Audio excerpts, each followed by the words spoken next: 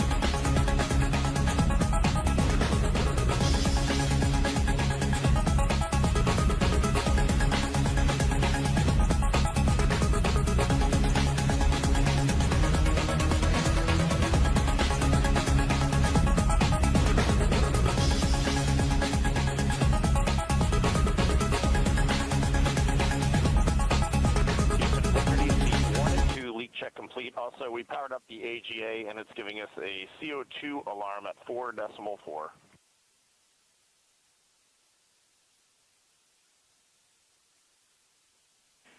We copy leak check. We saw it as well. And copy CO2 at 4.4. We are discussing. We also on the AGA have a bit A of 16. We've seen that in the past. Should go away.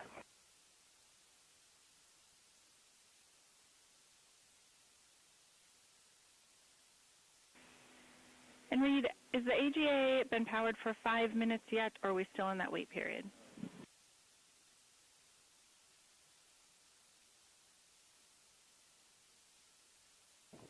We are in the wait period. We expect that bit will go away.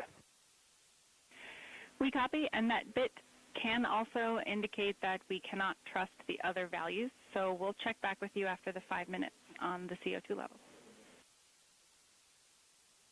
A firm.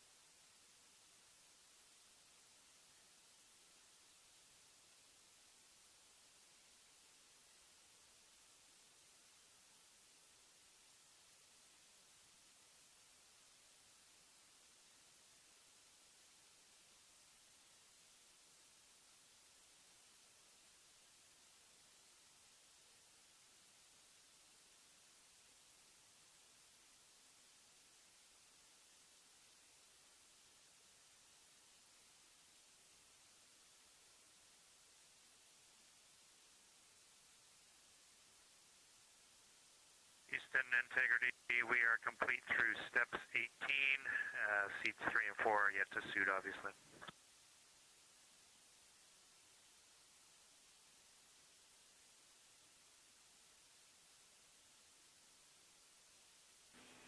Jeremy, we copy. You completed 16 through 18, and confirm for us whether you needed any adjustments of CIAS in step 17.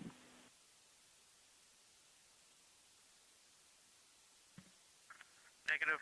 All the settings were still in their launch config. Houston copies.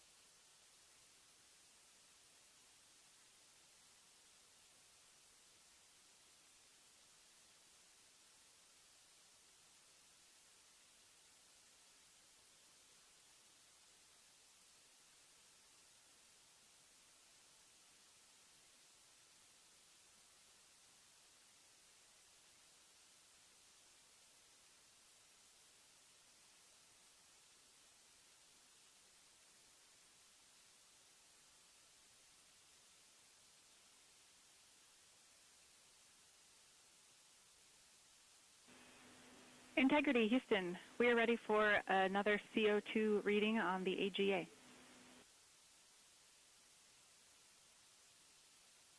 It is 5.1.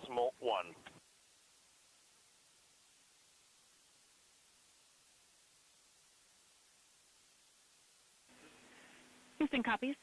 And Reed, earlier I did misspeak.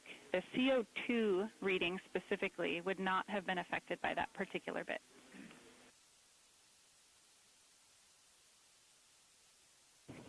Okay, sounds good. We just know we're in an ARS suit, and that's very likely contributing to that.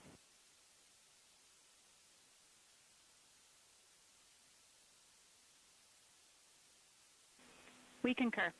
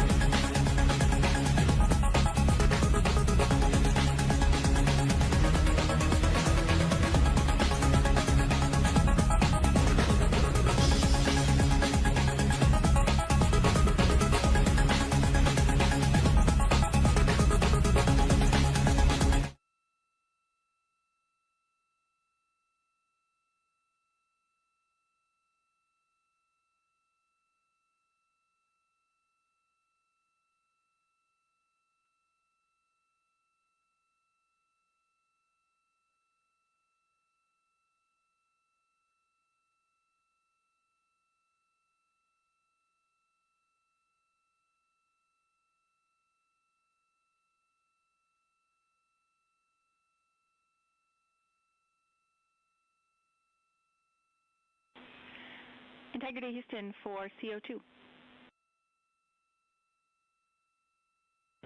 Go ahead, Jackie. Hey, Reed, what we'd like to do is open the ARS ISO valve to mix the cabin and suit loop air for the time being. And we would just need a call from you all when Christina and Jeremy are getting in their seats and are a few minutes out from leak checks, and we'll get that back into a good config for you to start the next leak checks.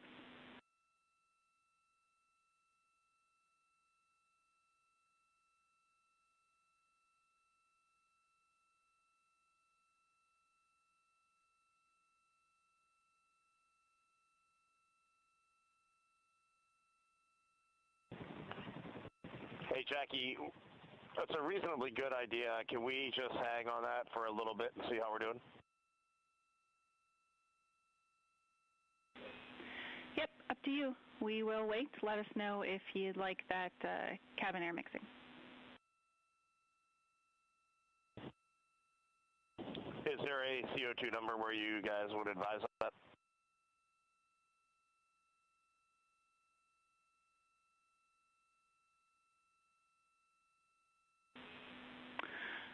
Reed, we would not want to go above 7. Yeah, that's perfect. Let us monitor it for just a couple minutes here.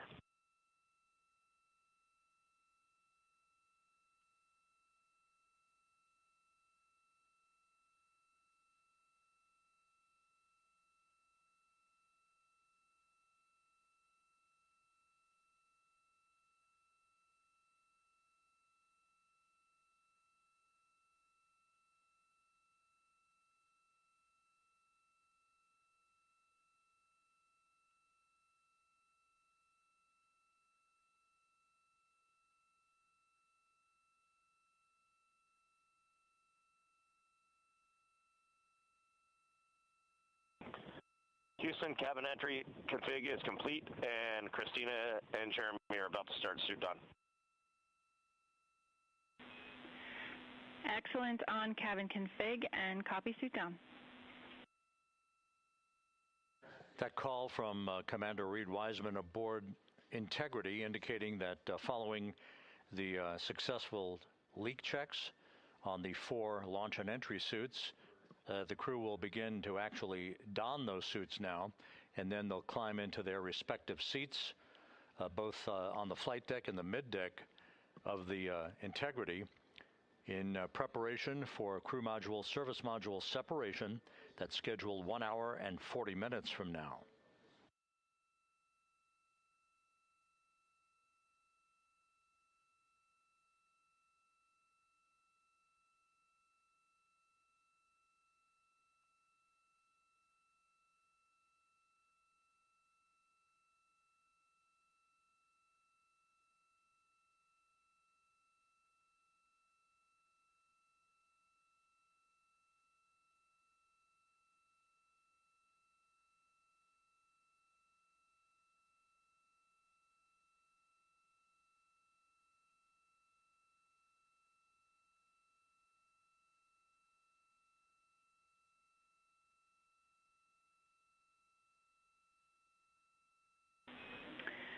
Integrity, Houston, for entry checklist.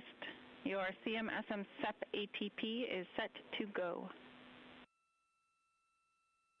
We see that on the PFD, Jackie. And the call from Capcom Jackie Mahaffey here in Mission Control to Reed Wiseman, indicating that the pyros are armed for crew module, service module separation coming up 1 hour, 38 minutes, 52 seconds from now.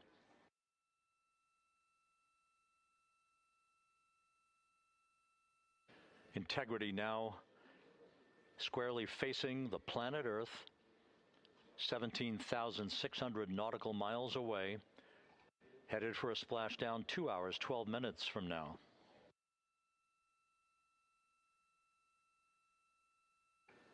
All of the recovery assets, the helicopters, the Navy P-3s, the pararescue divers, they're all in place, ready to recover this crew following splashdown. And again, the chronology after splashdown will call for the flight control team here in Houston to assess integrity systems, make sure no toxic gases are leaking from the spacecraft.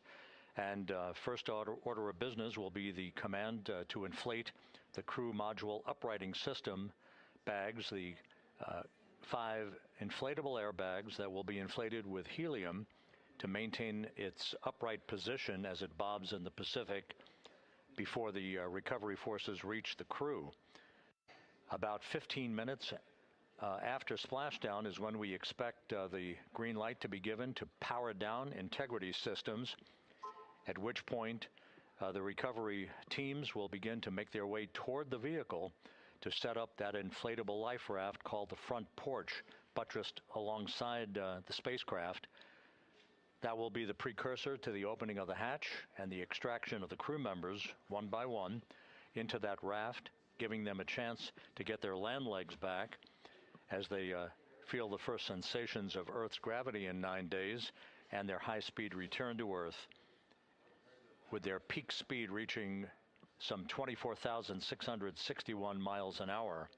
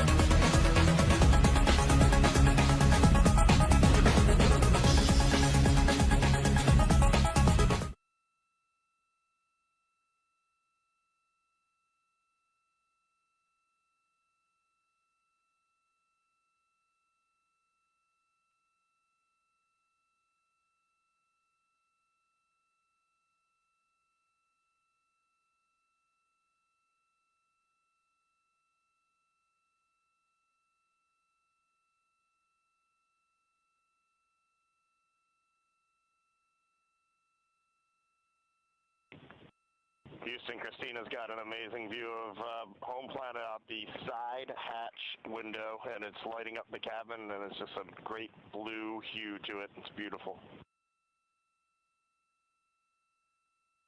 That is amazing. When you kicked us out of the cabin, we turned on one of the SAW cameras and also had the Earth's reflection on one of the arrays. It was very cool. Oh, man, that is amazing.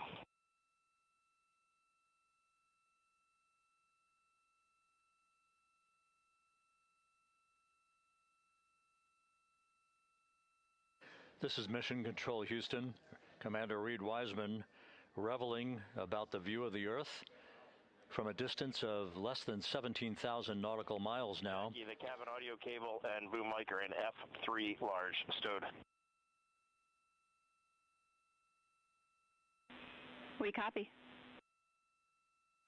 The view that Reed Wiseman is describing is the view you're looking at right now as the Earth grows larger in the field of view with each passing moment.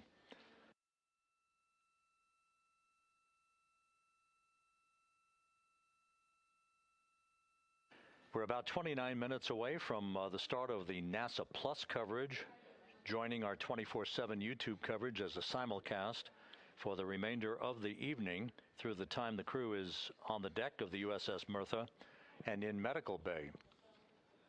So we'll be looking forward to additional reports and other video coverage from the deck of the USS John Mertha and other assets in the splashdown zone as we continue toward splashdown and the return of Integrity's astronauts just 2 hours and 5 minutes from now.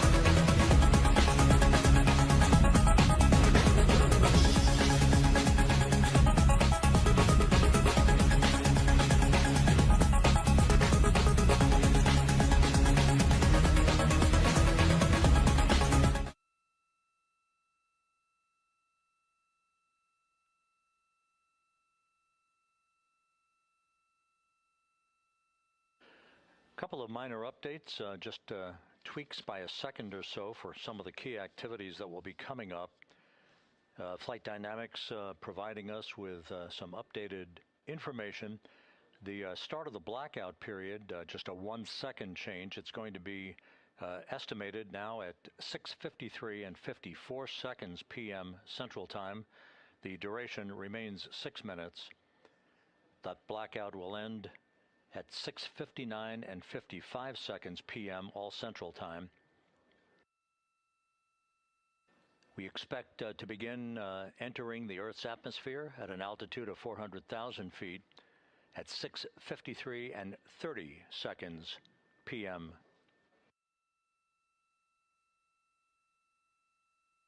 And 1 second difference now in our splashdown time, if everything unfolds the way we believe it will.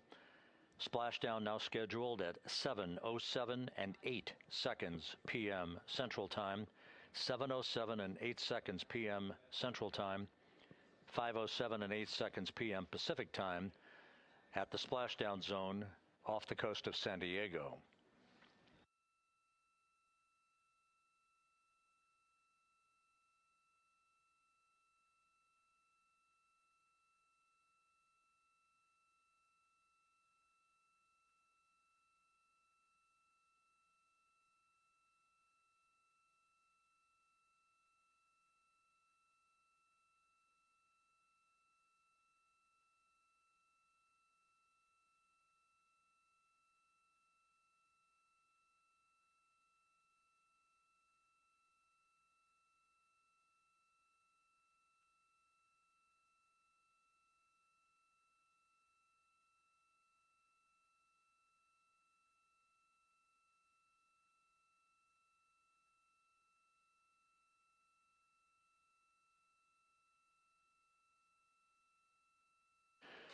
And one other update, the latest weather forecast from the Spaceflight Meteorology Group passed on to Flight Director Rick Henfling, calls for the clouds in the splashdown zone to be in the process of dissipating. The winds are somewhat reduced, now just 6 knots. The wave height's still less than 4 feet. All go forecast.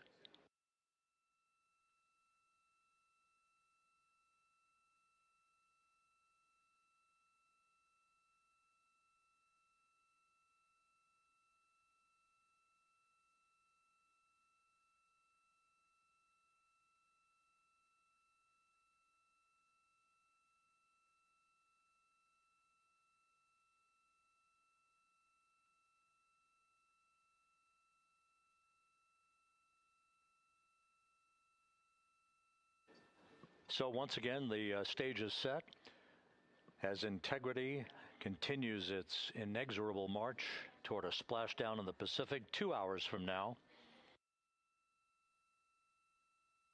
16,000 nautical miles away from the Earth. We are just 1 hour and 26 minutes away from crew module, service module separation, followed by a raise burn to tilt the aft end of the vehicle up ever so slightly and improve its angle of attack into the Earth's atmosphere as a mitigating action to reduce heat loads on the heat shield of the vehicle. This is all pre-planned, pre-flight. There's no differentiation between what we had designed this mission to do. We are expecting to reach the first traces of Earth's atmosphere at entry interface and 400,000 feet above the planet 1 hour and 45 minutes from now.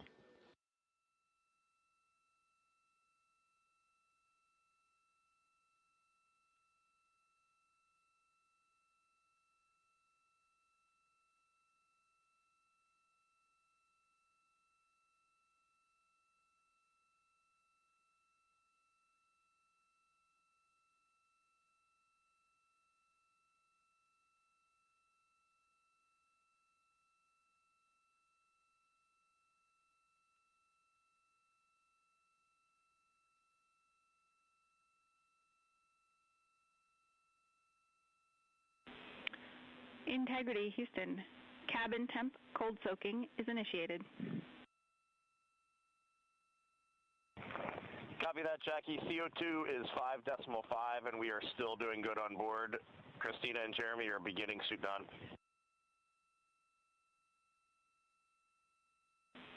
Houston copies all.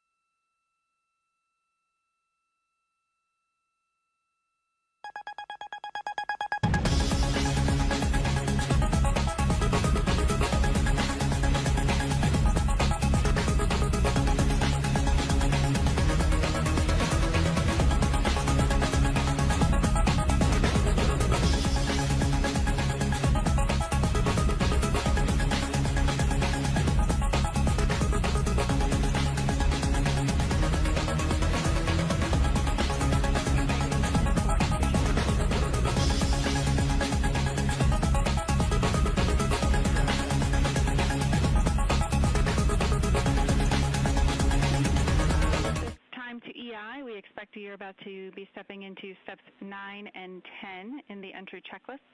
In step 10 for the SIP switch config, there are no deltas. No deltas to step 10. Copy all.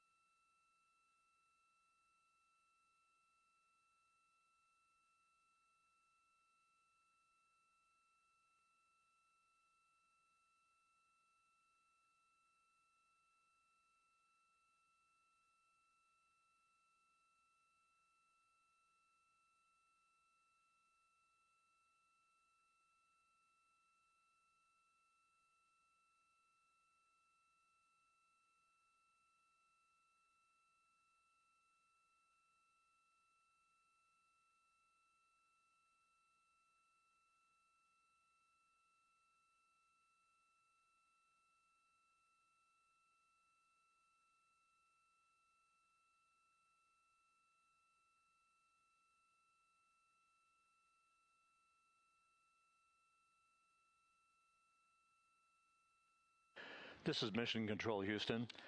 Once again, a great view of the planet Earth from Integrity from one of the solar array wing cameras. Now just 14,000 nautical miles from splashdown.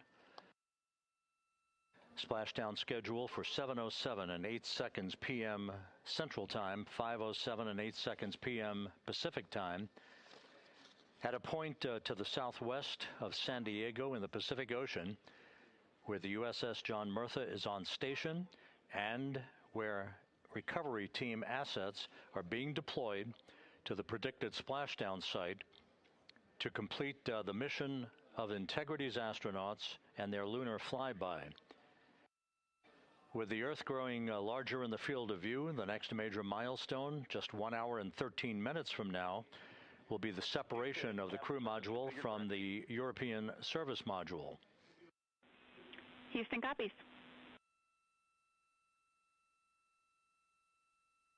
The separation of the crew module will set the stage just 3.5 minutes later. One question. Go ahead. When I was looking at the BFS-SM SEP, it was the exact same time as our predicted SM SEP. Can you just confirm we don't need that to be a touch later?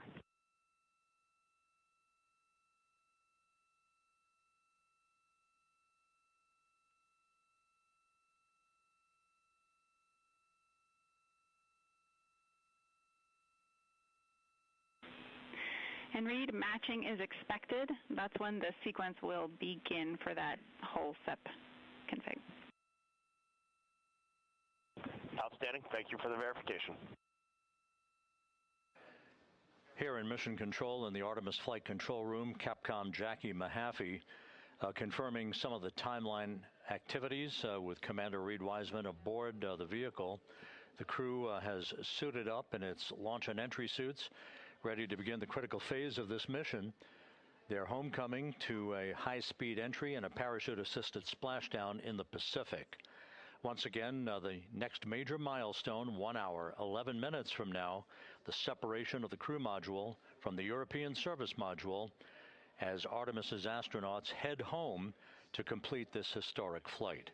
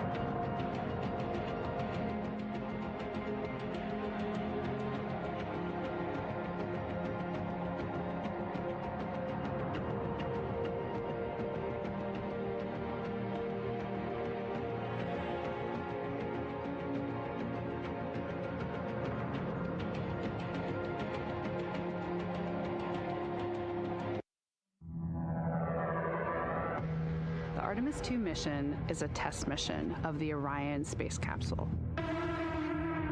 Artemis II will be the first time we put humans on this rocket. We're going back to the moon because it's the next step in our journey to Mars.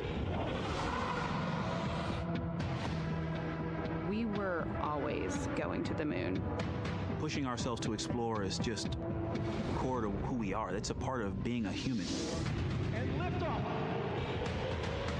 We shall return. Continuing to test out every bit of Orion. Coming back to Earth, 7 miles a second. When humanity sets big goals, we can bring together genius from around the world. You have the best people on planet Earth putting this vehicle together.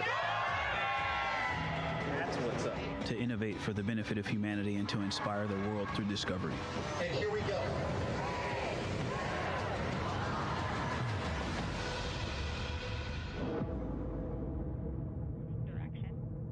19th, 1972, 2:25 p.m. Eastern Standard Time. The Command Module America splashes down in the Pacific with Gene Cernan, Ron Evans, and Jack Schmidt aboard as the Apollo 17 mission came to an end, along with humanity's first series of expeditions to the moon. Today at this hour, you are looking live at our planet from the Integrity spacecraft, heading for a splashdown in the Pacific off the coast of San Diego just 1 hour and 35 minutes from now. And good day from the Artemis Flight Control Room here at the Johnson Space Center in Houston, where the entry flight control team is on duty at this hour, led by Flight Director Rick Henfling, joined on console with the voice you'll hear talking to the crew throughout the course of the day. That is Jackie Mahaffey, second from your left. Everything has gone extremely well as we are closing in on the return of Artemis's astronauts from their flight around the moon, an historic lunar flyby that will culminate with that splashdown in the Pacific off the coast of San Diego just 1 hour and 35 minutes from now. And with that, it's a good entry pad, and we can continue in the procedure. Integrity. You're looking at a live view inside Integrity.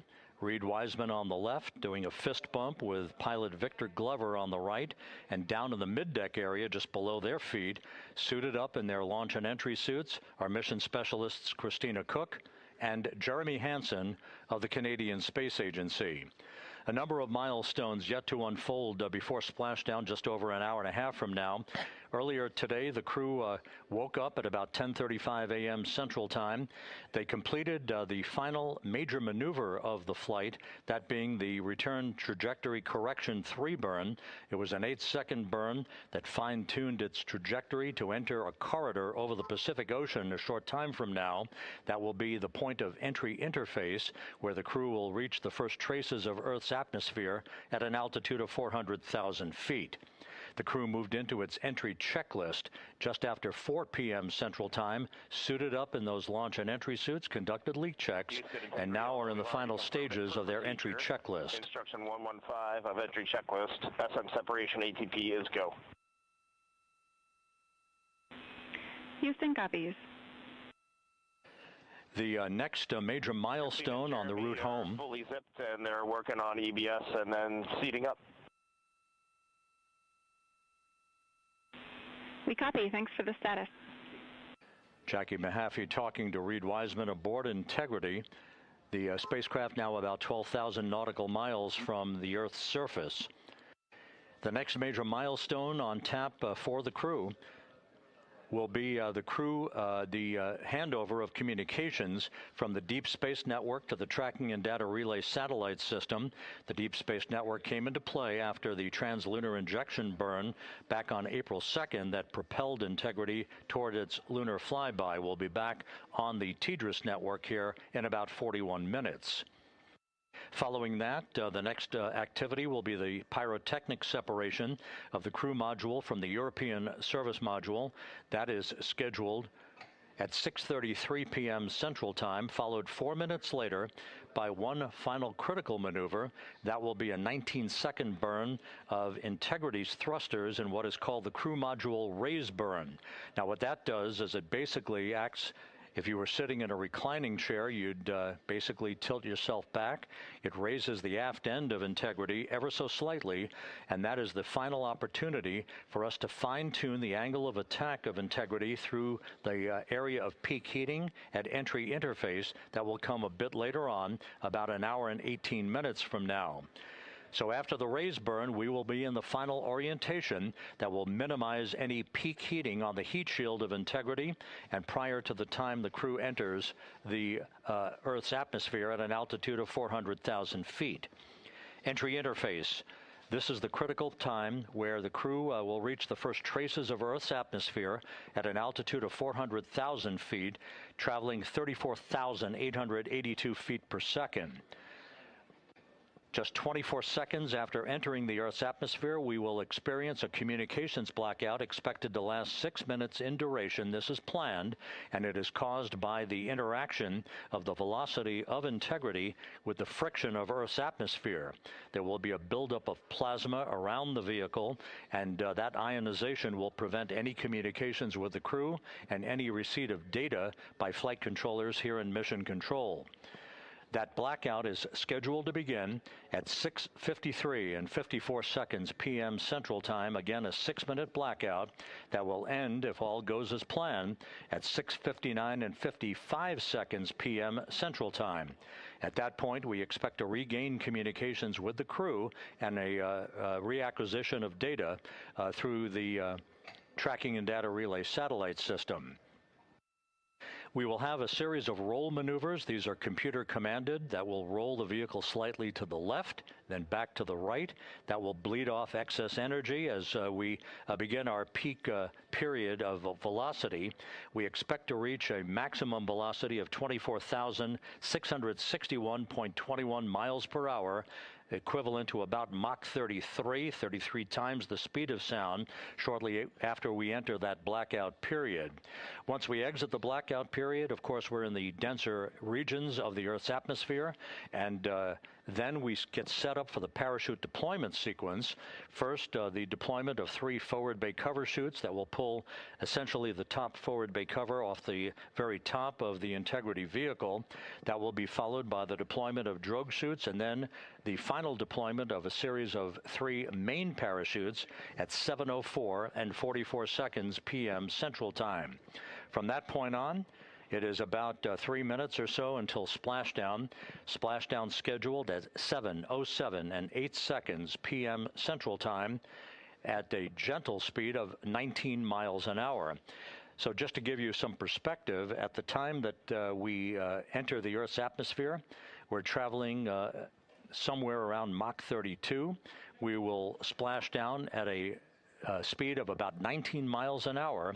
The G-forces that will build on the crew members inside Integrity will build to about 3.9 Gs. That is what is expected and what they have trained for and what the spacecraft is designed to support.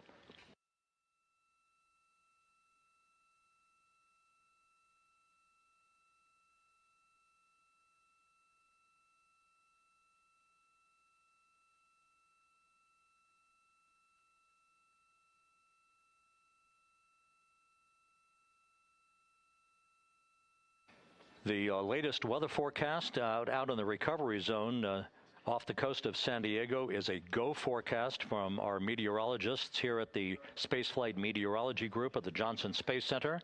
And standing by on the deck of the USS John Murtha is my colleague from the Kennedy Space Center, Megan Cruz. Megan?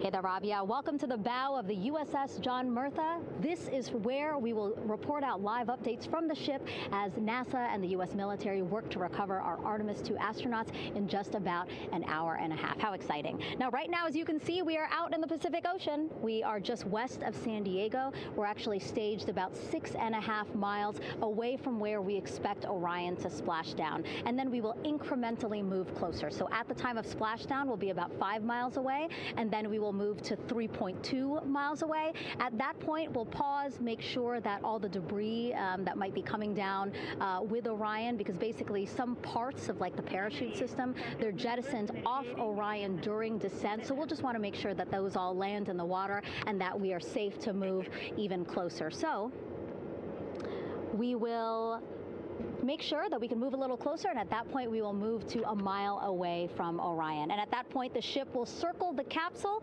while NASA and Navy recovery forces work to get our astronauts out, and we should have great views of the bow from here. But also we have a ton of cameras all around the ship. For example, we actually have some cameras right to the left of me here on the bow. These are very strong, stabilized cameras. We can really get up close to make sure that we are sharing all the images we have available to you. We also will have some views from above. We actually have 5 planes providing live views of splashdown today. In fact, some of those aerial assets just took off from San Diego minutes ago. And then actually here on the flight deck, you see 4 helicopters, the 2 in the back. Those will take off in about 30 minutes from now, also with live cameras. So again, lots and lots of imagery that we hope to share with you today. And then those 2 helos in the front, those 2 will pluck the crew out of the water and fly them back to our ship. Now, the combined team here on the ship, more than 550 people, left San Diego 4 days ago, and since then I've watched different teams train every day, rehearse, final preps to make sure that they're ready for today. So to give us more of an update about how recovery is going on right now, why don't we turn over to Paul here, Paul Sierpinski. He is the Assistant Artemis Recovery Director. Great to have you here, Paul. Great to be here, thanks. Absolutely. So you just left the landing forces operations center here on the ship. How are we looking for recovery? Right now, it's looking great. When I left, they were just about to get into weather briefing with Mission Control Center in Houston, but listening to the loops this morning and everything that's been going on, the reentry trajectory correction burn, the return trajectory correction burn went great. They were right down the money, right on the money, right down the middle where they should be coming back. Our forces here are teams out in the water. All our boats are launched or will be imminently. So yeah, it's just coming along great. Yeah. It's really nice to see. We did see some of those boats float behind us. We were hoping to give you a live view, but of course they floated right out of the camera shot as you came to us. But so basically the team right now here on the ship, basically like monitoring mode, but really things will pick up about 15 minutes after splashdown. Yeah, so a couple minutes before splashdown, things start happening really, really fast. Mm-hmm. Some events during the re-entry, they're maybe a second or 2 apart, and so it just takes a whole lot of effort and a lot of updates back and forth between us and Houston to try to keep track of everything that's happening, all in real time. And then after splashdown, that's when the recovery team really kicks into high gear. We have our boat teams, our boat crews going out, our divers doing hazardous assessments as they get progressively closer to the capsule, making sure it's safe for all of our people to go in, and it's also safe for the astronauts to come out, because really at the end of the day, that's what we're here for, is we're to make sure that the astronauts get home safe after their tremendous journey to the moon and back. But then also we have, like you mentioned on a minute ago, all of our imagery helicopters are taking imagery, camera shots of it as it's coming in all the way through splashdown. I mean, they'll see it as soon as it crosses the horizon, all the way to the ocean here. And then afterwards, we have to recover actually Orion to bring it into the well deck of the ship. Absolutely, yeah. And so once the astronauts are safe on board, then those same dive teams are going to transition into securing the capsule. They'll position some equipment around it to kind of facilitate that. The ship will move into position. We'll attach a really big winch line to it, and then a bunch of tending lines.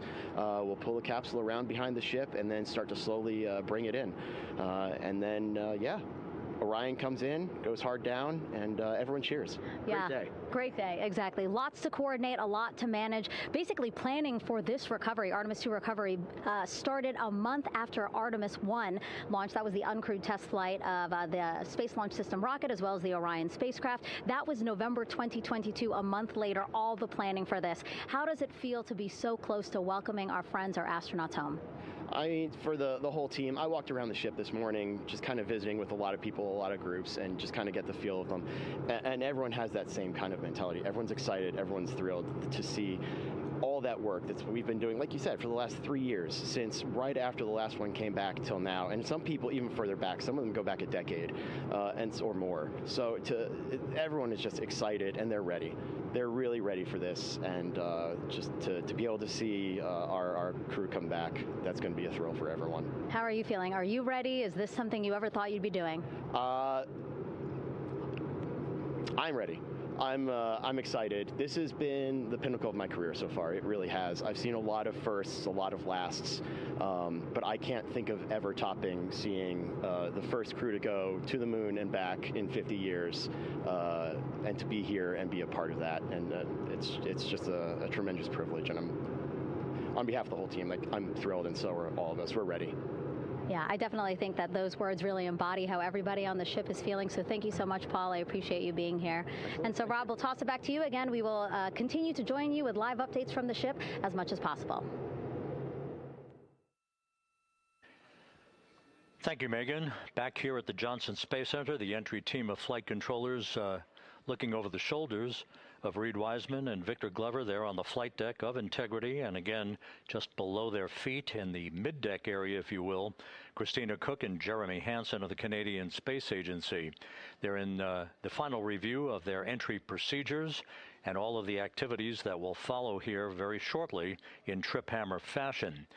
We should note that after splashdown occurs, the flight control team here in Houston will be monitoring the orientation of the Integrity spacecraft.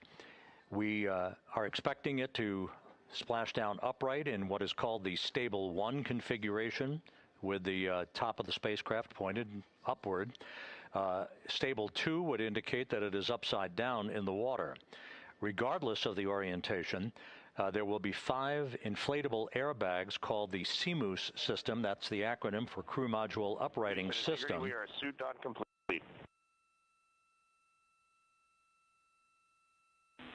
Houston copies. Reed Wiseman acknowledging that the final steps in suit donning are now complete for the crew. Leak checks have been completed earlier. The CMOOS system, those 5 inflatable airbags, will be inflated with helium. Those airbags will ensure that the vehicle remains upright. While that activity is going on, the flight control team here will be checking the systems on Integrity, also making sure that there's no leakage of toxic gas from the spacecraft. It should take about 15 minutes from splashdown to the power down of all of the systems on Integrity. And at that point, assuming everything is in a nominal fashion, then the green light will be given for the Navy recovery teams to begin to make their way closer to Integrity to begin the erection of a large inflatable life raft called a front porch that will be buttressed up alongside the hatchway to the spacecraft. That life raft will be used to bring the crew members out of this vehicle once the hatch is open, one by one. They'll get their land legs back after 9 days of weightlessness before they're put in harnesses to be hoisted one by one in sequential fashion and in alternating fashion to the 2 hovering Navy helicopters overhead. Houston Integrity for status. Go ahead. Seats 3 and 4 are connecting umbilicals. We're going to be stepping into leak check soon. 1 and 2 will be seated. 3 and 4 will be free float, and we'll configure EPROC accordingly. Houston copies all.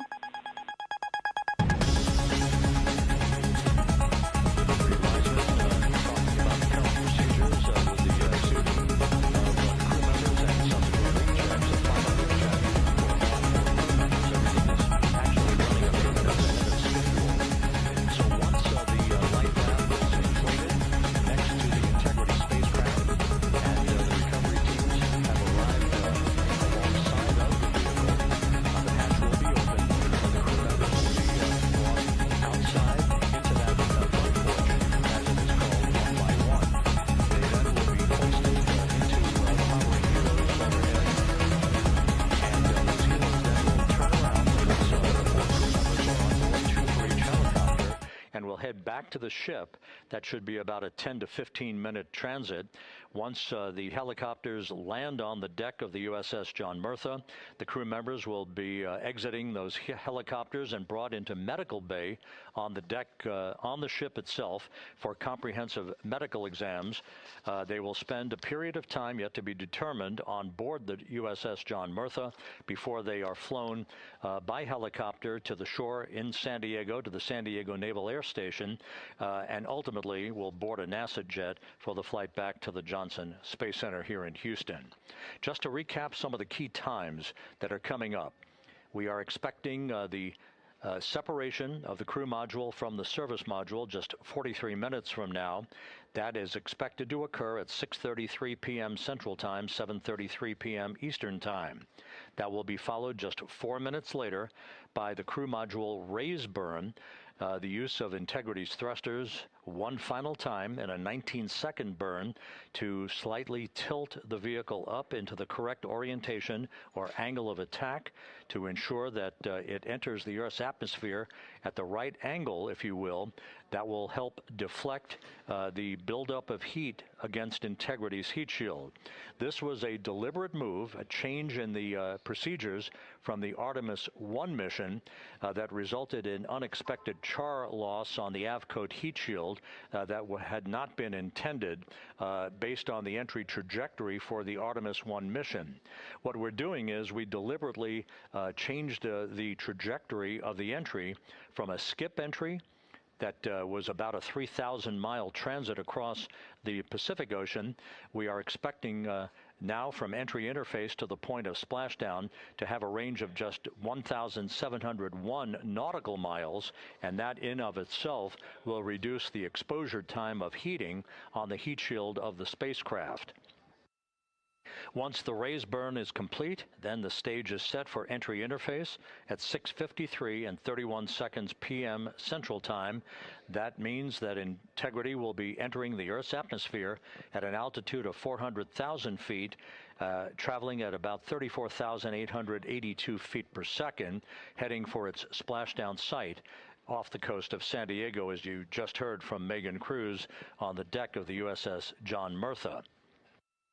Splashdown once again under those three main parachutes is expected at 7:07 and 8 seconds p.m. Central Time, 5:07 p.m. Pacific Time, 2.5 hours before sunset.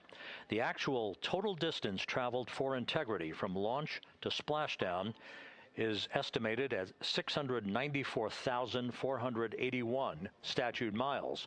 Now that includes the first high elliptical Earth orbit following launch that enabled Integrity to move to 43,000 miles above the Earth at its apogee, and enabling a 24-hour period of systems checkouts before the flight control team here and the mission management team gave approval for Integrity to conduct its translunar injection that propelled it on its way to the moon and its historic lunar flyby.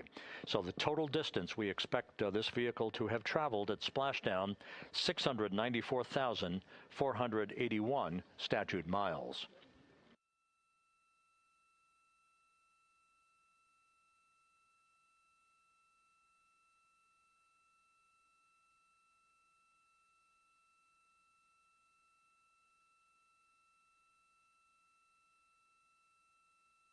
With everything proceeding on track and on time aboard Integrity, the vehicle system's in excellent shape as the Earth grows larger in the field of view. Let's go back to the USS John Murtha and Megan Cruz, who is standing by.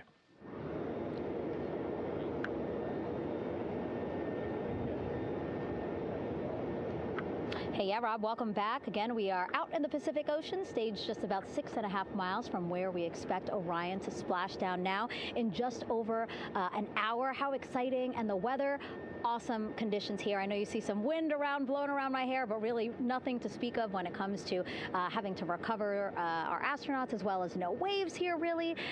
So yeah, we're expecting a really great day. Also, hopefully, some really great views. You can see behind me that some of the clouds are starting to break up, so that's really exciting.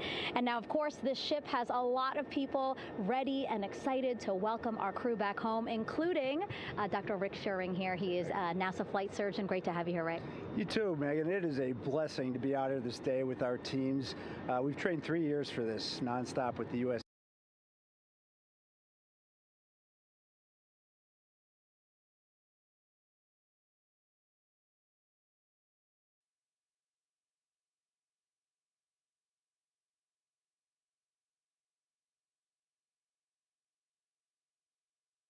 days you've dreamt about, and now it's finally here and we're ready, and just thankful to be a part of it. Yeah, and you play a really integral role. When was the last time you spoke to the crew, and how are they feeling in this last hour before splashdown? Sure. Yeah, so the crew woke up, when they splashed down, they were woken up about 8.5 hours ago. Me and myself, Chris Haas, and spoke with them about 6.5 hours ago.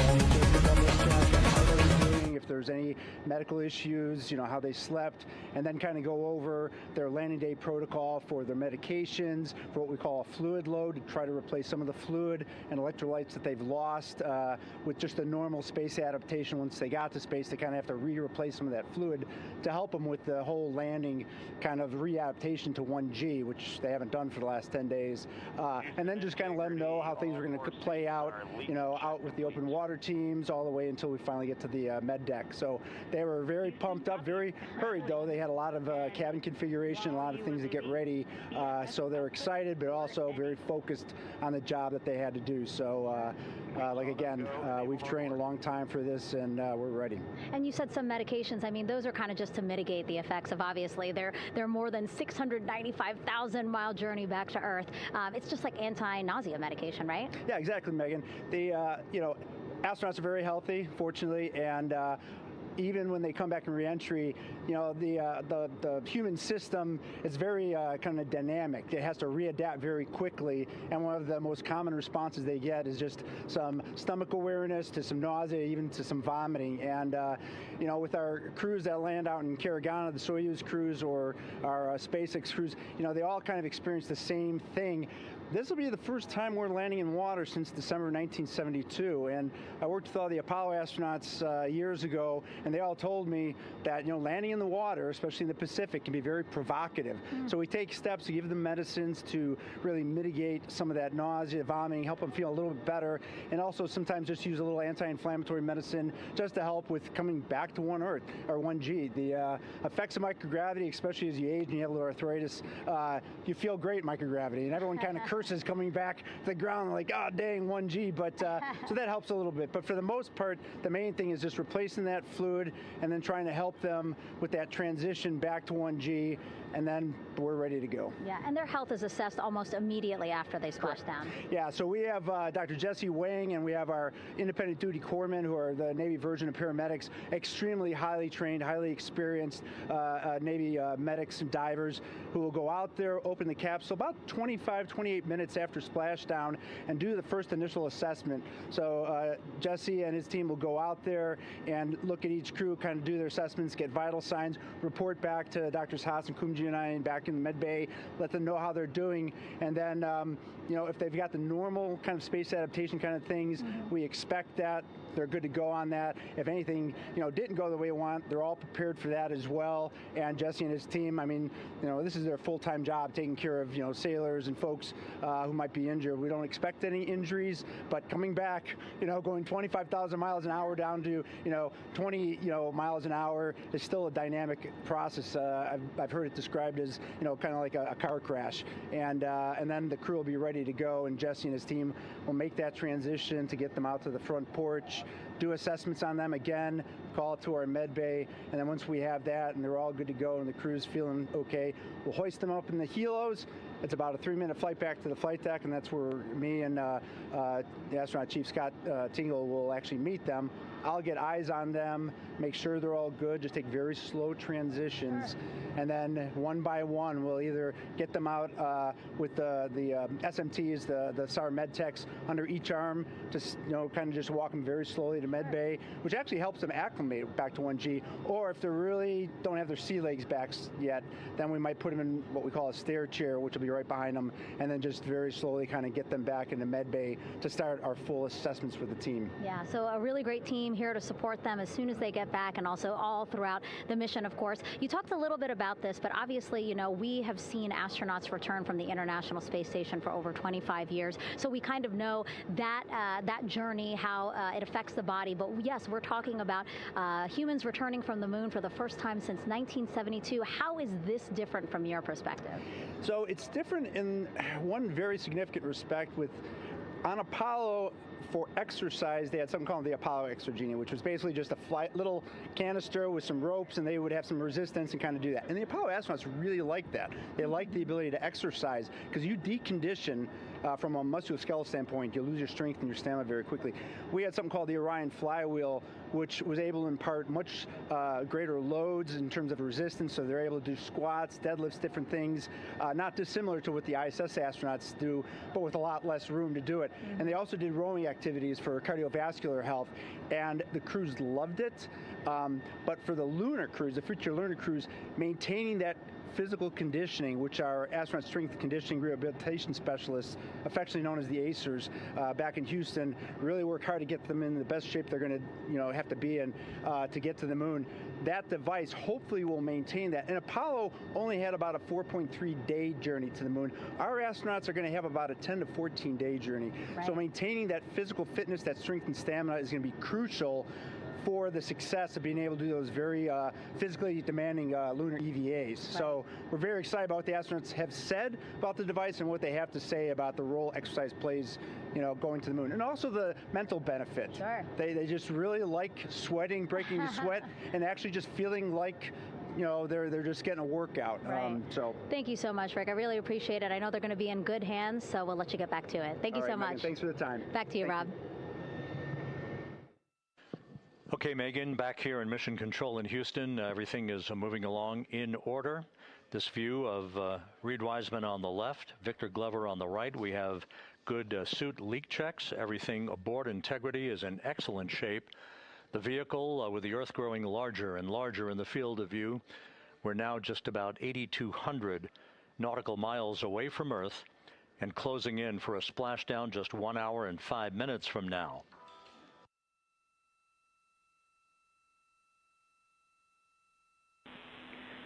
Integrity, just under a minute till your GPS maneuver initiates, and both GPS units look eager to acquire. Outstanding. Seats 3 and 4 are working on seat strap in now. Houston copies. Once again, as we start to close in on some of the major milestones, the first one coming up in just 31 minutes. And Integrity, just confirming the LCG gas trap was able to be closed out. Affirmative. Copy. Crew module, service module separation scheduled just 31 minutes from now. The key point of interest, of course, will be the performance of Integrity's heat shield during its high-speed entry back into Earth and the peak heating that is expected around the spacecraft of some 4,000 to 5,000 degrees Fahrenheit. On Artemis I, as I think most folks know by now, we flew a trajectory known as a skip entry, in which we performed an initial dip into the atmosphere to bleed off some energy. Then we skipped out of the atmosphere and dipped back into the atmosphere before splashing down in the Pacific. But after the mission was over with, we noticed unexpected liberation of some of the charring effects on the heat shield known as AVCOAT.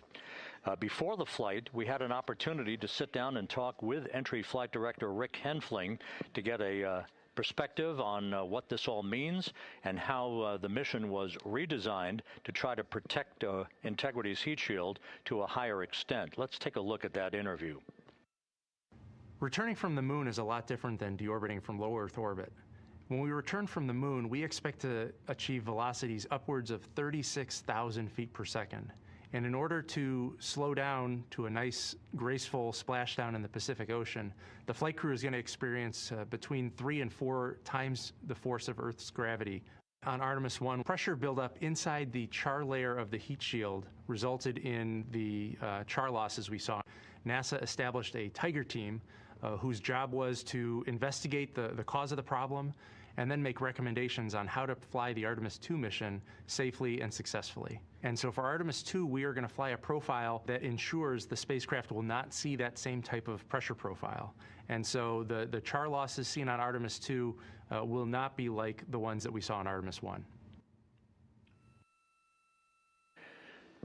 Rick Henfling indicated that the orientation of the spacecraft and the shortening of the distance of transit to the splashdown zone from the point of entry interface when we reach the top of the Earth's atmosphere, which will be coming up at 6:53 and 30 seconds p.m. Central Time, should do the trick in minimizing the deleterious forces against that heat shield that were noticed on the Artemis I mission. And we think we see a beautiful sunrise over the west coast of Australia.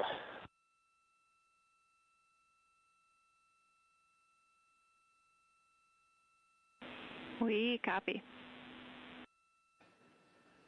Commander Reed Wiseman reveling in his final hour in space on this mission as Integrity is passing over the southwest coast of Australia now at an altitude of some 7,600 nautical miles. That will begin the southwest and northeasterly transit across the Pacific Ocean. Let's talk a little bit more about some of the highlights and some of the numbers associated with the points of interest here. We are 27 and a half minutes away from crew module, service module separation. That will be followed about 3.5 minutes later by the raise burn that we've discussed, a 19-second burn of Integrity's thrusters to fine-tune its angle of attack as it enters the Earth's atmosphere. Entry interface is scheduled 47 and a half minutes from now. That's the point at which we will reach the top of the Earth's atmosphere, traveling about 34,882 feet per second at an altitude of 400,000 feet. Just 24 seconds after entry interface, we will begin a blackout period of 6 minutes in duration at 6:53 and 54 seconds p.m. Central Time. Now, right about 10 seconds after the blackout period begins, we are expected to reach peak speed, which would be 24,661 miles an hour. That'll be about 103 miles an hour short of the velocity record set by the Apollo 10 astronauts, Tom Stafford, Gene Cernan, and John Young, when they returned from the moon on the Apollo 10 mission in 1969. That blackout period is expected to last 6 minutes in duration. At 6:54 and 52 seconds p.m. Central Time, we'll reach our peak heating period of about 4,000 to 5,000 degrees while we're in a communications blackout from Integrity and its astronauts. That blackout should end at 6:59 and 55 seconds p.m. Central Time, at which point we expect to regain communications with the crew. Capcom Jackie Mahaffey here in the flight control room will be talking to the crew, calling them, and we'll await a response from the crew as they come out of that blackout period. And at that point, their altitude will be just 157,000 feet above the Earth, traveling at 13,000 feet per second with a range to splashdown of just 147 nautical miles. From that point on, the next key series of events will be the deployment of a series of parachutes that we discussed before.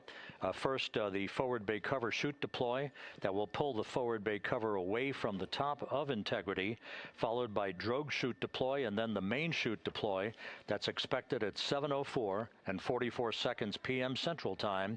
That will begin the gentle descent of Integrity towards its splashdown at just a velocity of just 19 miles an hour, and that will begin the recovery operations that you just heard Megan Cruz discuss with her folks on the USS John Murtha. All of Integrity's systems in great shape. The crew is suited up. Leak checks complete as we stand by for the next major milestone, which will be the crew module service module separation just 24 and a half minutes from now.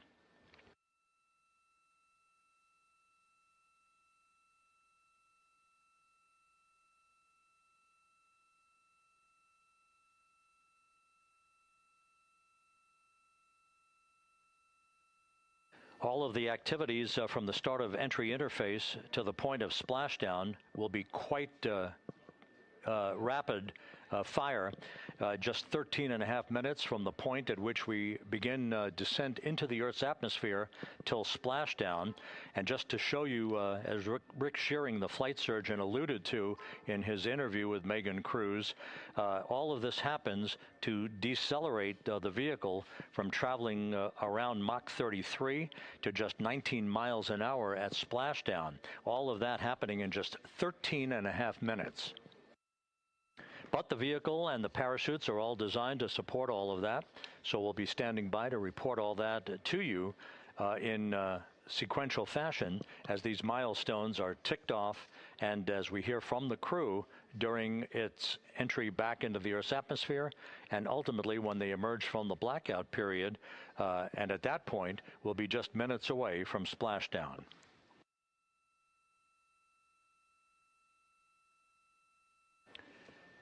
So with all of those preparations ongoing, we can return here briefly for another report from the USS John P. Murtha and Megan Cruz. Megan?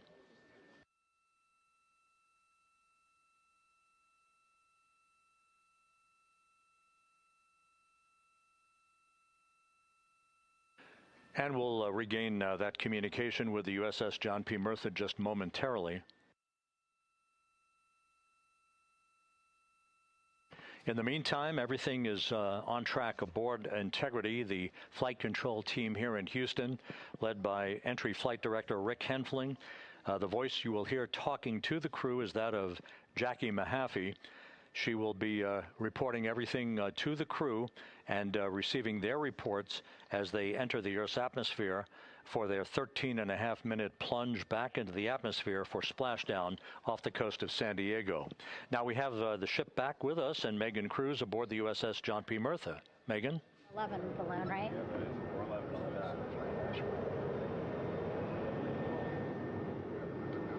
Hey, Rob, yeah, the excitement is really building here on the ship. I'm watching right now one of the weather balloons being lofted up from the ship. Again, weather balloons, very important for us to make sure that we are tracking the right kind of weather and also the data that's needed for what's called our Sasquatch team. Again, it's a team out of NASA that basically makes sure that the debris that comes off of Orion, again, some of those pieces of the parachute system, make sure that they don't fall on us here in the sea, and also our aerial assets, our folks in helicopters. So watching that float away right now. But with me right now is Captain Eric Kenny. He's the commanding officer of the John P. Murtha naval ship. Thank you so much for being here. There are so many moving parts that you have to keep an eye on. That's absolutely right, yeah. But first of all, on behalf of the crew of USS John P. Murtha, Megan, thanks for having me on today. Happy to tell you what we're doing and excited to get the interview started. Yeah, absolutely. Why don't we actually take a look at the flight deck here? We'll start there. Basically, we also, while watching this weather balloon float away, we noticed all 4 helicopters leave the flight deck. We now have an empty flight deck. We had 2 imagery helos as well as the 2 crew helicopters that will go recover the crew. This is just one of the many things that, again, our ship of 550 people, it's something that you oversee as commanding officer. Yeah, absolutely. Every commanding officer, I would say really every naval service member, our priority is always safety. And as the commanding officer, I take that as one of my primary roles here on board. Mission accomplishment is important, safety always. So my day really has, I would say my message to the crew has sort of changed over the past 24 hours. As we're leading up to today, we've been building up the excitement and motivating the team for the training that we've executed. But really over the past 24 hours, now I'm trying to get us to slow down a little bit. Trust our training, right? Don't believe all the hype. Don't believe everything that's going on. Just let's trust what we've done to get to this point. And if we do that, we'll be successful today. Mm-hmm. And also part of the big success is obviously the coordination between NASA and the U.S. military. How does it feel being able to support the human space program we have? Yeah, I mean, since 1959 with Mercury, Gemini, Apollo, the history between NASA and the Navy has been in lockstep. But like any other skill, if you don't practice it regularly, that skill atrophies. So we've had a few decades off from that. But, over the past 4 or 5 years, really with this ship over the past year, we've constantly trained and working for this moment right here, building up the hype, but to get to this point today, to be able to trust in all the training we've done. We've worked with, working with NASA, the Air Force, the medical team, dive team. You want to talk about high-performance organizations coming together, working in unison? We are seeing that here on board the USS John P. Murtha, and I can't be more proud of all the work everyone's doing. Yeah, you had some great words this morning saying just that, again, that it's really nice to see everybody working together and so excited. I mean, you just became the commanding officer of this ship back in February. How does it personally feel for you to be a part of this historic moment today?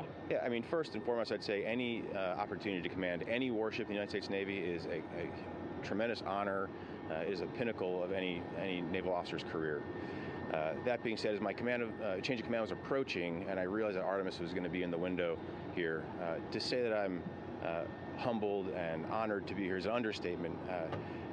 What really just excites me is the opportunity to see this crew, who has been training so hard over the past year plus, come together. It is what inspires me. Listening to NASA and the ownership and pride they take. They make my crew better. I think we're making NASA better together. That synergy is something that I'm happy to see and hopefully take forward with me in my career. Yeah, it's all about partnerships. We couldn't do it without you, and we couldn't have gotten to the moon without our international partners as well. So thank you so much, Captain. It was really great to have you here today. Thanks, Megan. Awesome. All right, Rob, back to you.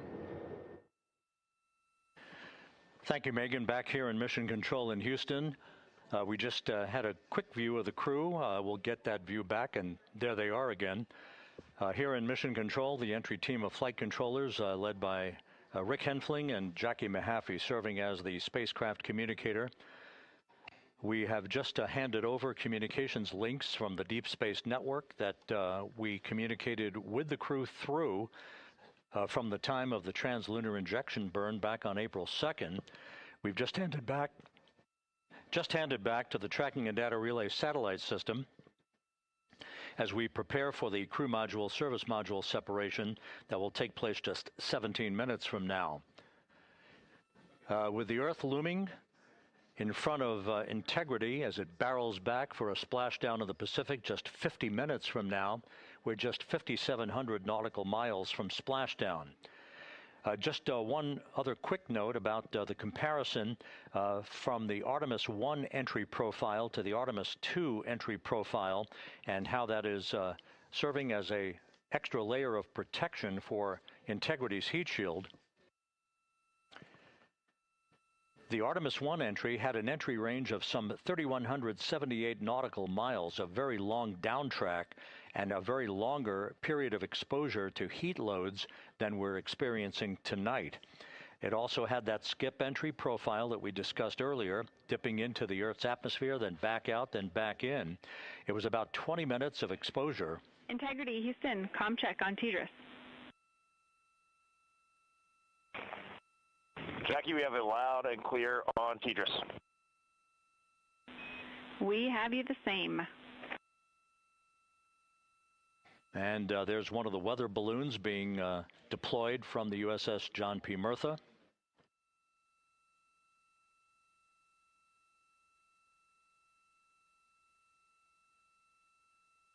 So the Artemis I entry had the vehicle. Any update on GPS? We haven't seen a track in yet.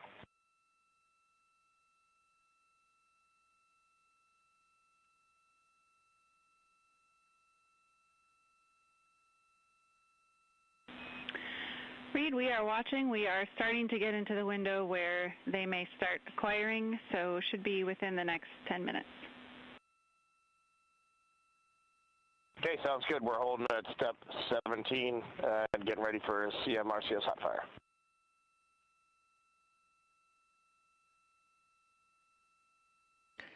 And that exchange indicating that we are expecting to acquire data from the GPS system on board. That'll be a navigational tool that will basically tell Integrity's computers that they're on track down the center line of the corridor for the entry interface that will lead them to their splashdown point. Once again, the Artemis I entry exposed the heat shield for about 20 minutes of peak heating. For Artemis II, we're going to reach a downtrack distance of 1,701 nautical miles from the point of entry interface with just 14 minutes of duration. And it's basically a different angle of attack, a little bit steeper angle of attack that will protect the heat shield from excessive heat loads. So that is the difference between Artemis I and Artemis II, all designed into this mission to gather data, to protect the heat shield, since the Artemis III mission and beyond will have a different designed heat shield that will allow that skip entry type of profile to be resumed for all of the future missions coming back from the south pole of the moon when we initiate lunar landings. So we've handed over to the tracking and data relay satellite system. That's where we'll have communications for the rest of the flight. Just to give you some time hacks here, we're 13.5 minutes away from crew module, service module separation, and just 17 minutes away from the raise burn, that 19-second firing of the thrusters that will basically be the final fine-tuning of the angle of attack for integrity as it enters the Earth's atmosphere.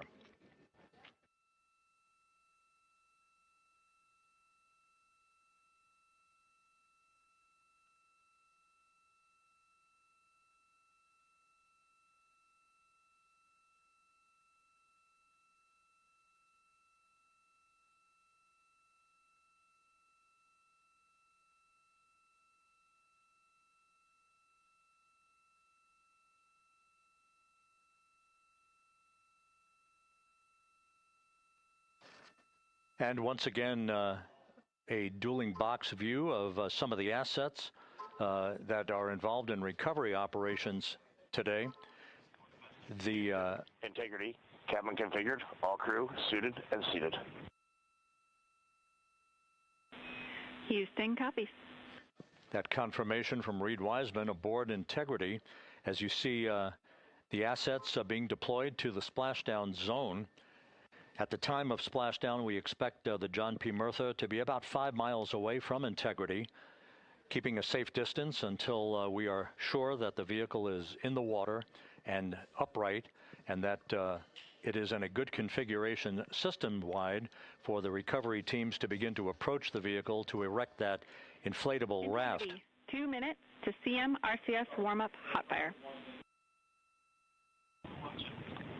We're ready.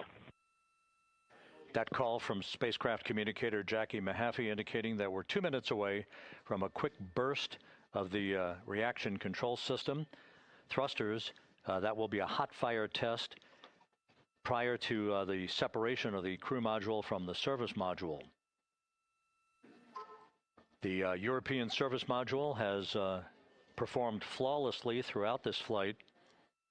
Everything, all the burns that had been prescribed for that service module have been executed on time and without a problem. There is the European flight control room that has overseen the manufacturing, the design of the European service module. They deserve quite a bit of credit on this mission for not only propelling the Integrity and its astronauts toward the moon, but also conducting the fine-tuning of its trajectory to bring it to this point where we are dead spot on down the middle of the corridor trajectory-wise to bring Integrity down for its splashdown in the Pacific just 44 minutes from now.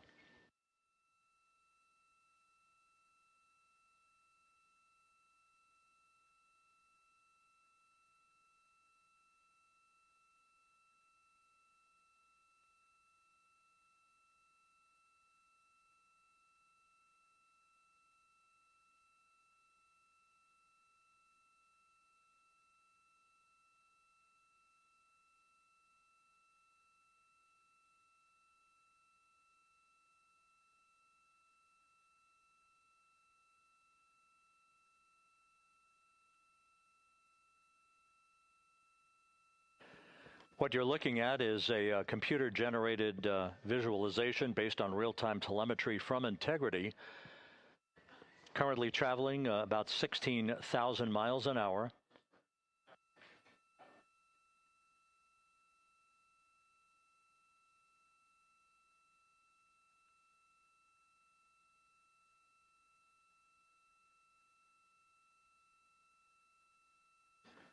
Integrity traveling about 16,000 miles an hour. For the prop cautions, we're taking a look. Copy that. Now just about 5,100 miles from Earth. Splashdown scheduled 43 minutes from now. We're just 9.5 minutes away from the crew module service module separation.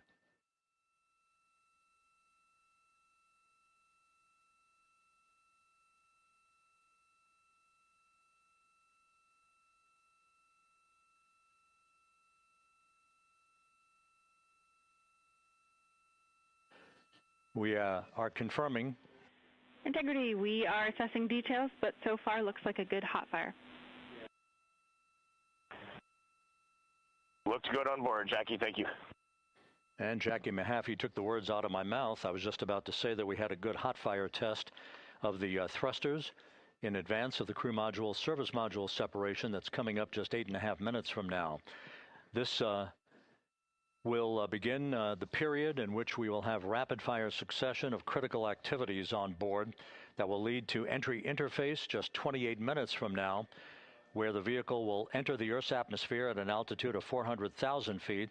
The time of entry interface, 6:53 and 30 seconds p.m. Central Time.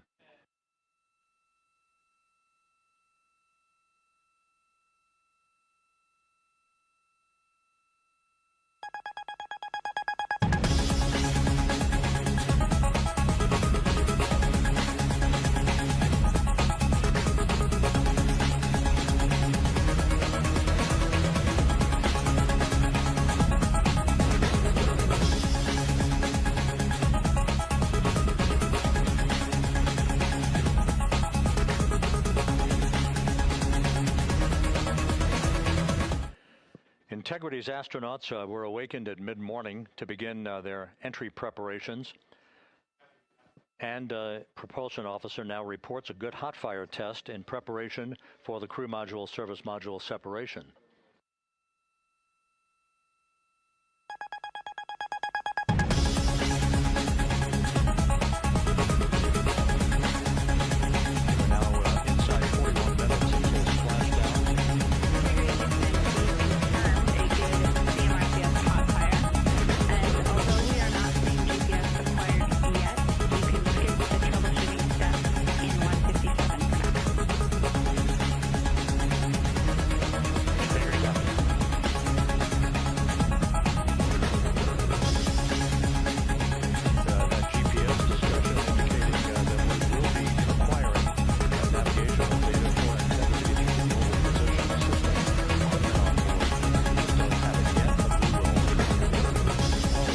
Systems are in great shape to support its high-speed entry into the Earth's atmosphere.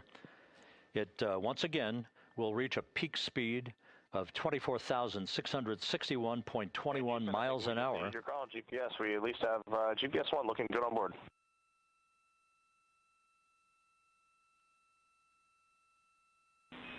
We are confirming.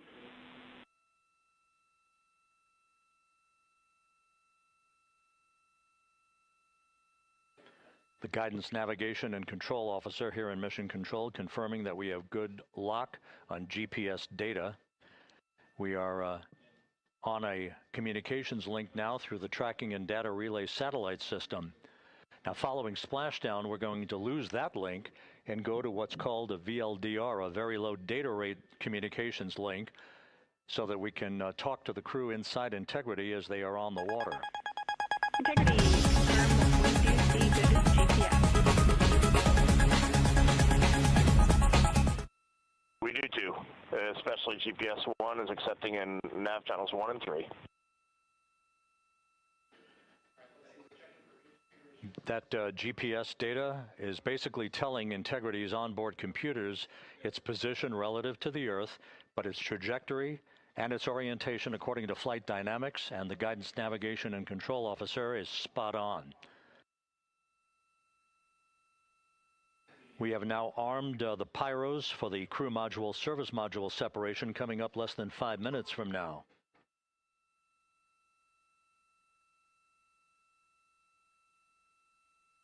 Once again,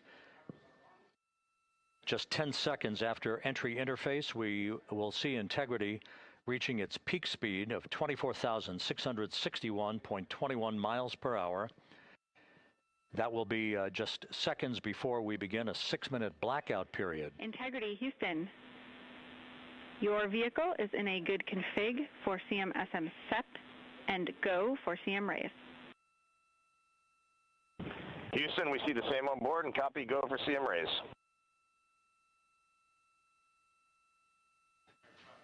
That CM raise referred to as the slight firing of 19 seconds by Integrity's thrusters with a change in velocity of 9.9 feet per second, a slight nudge of the aft end of the vehicle so that it's tilted a bit upward, providing the final angle of attack as the vehicle enters the Earth's atmosphere. This being the mitigating factor that will reduce heat loads on the heat shield as we reach a point downrange from the start of entry interface, some 1,701 nautical miles to the splashdown site.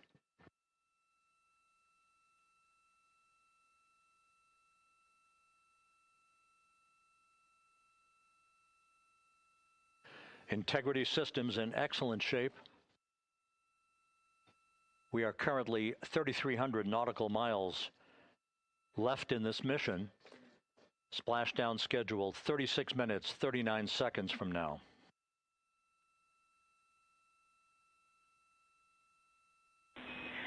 Integrity, Houston. For the 2 enabled prop cautions, what happened is while the thrusters were firing, multiple pressure sensors on each of the strings diverged a bit from each other. Those limits look to be set pretty tight. We think it could happen again when the thrusters fire in the future, so we are going to suppress those messages. We concur with suppress, not inhibit. Thank you. That exchange between Jackie Mahaffey, our Capcom for tonight, and Reed Wiseman aboard Integrity, indicating basically to ignore sensor data. All of Integrity systems are in good shape.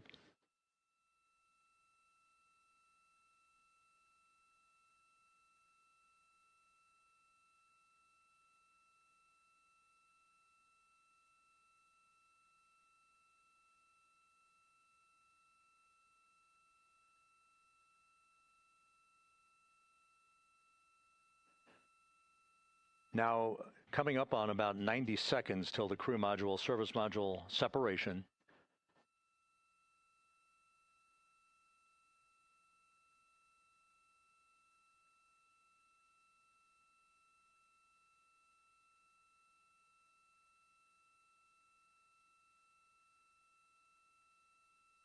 All quiet here in Mission Control as we enter the most critical phase of the completion of this flight. All of the preparatory activities leading up to the vehicle entering the Earth's atmosphere just 21 minutes from now.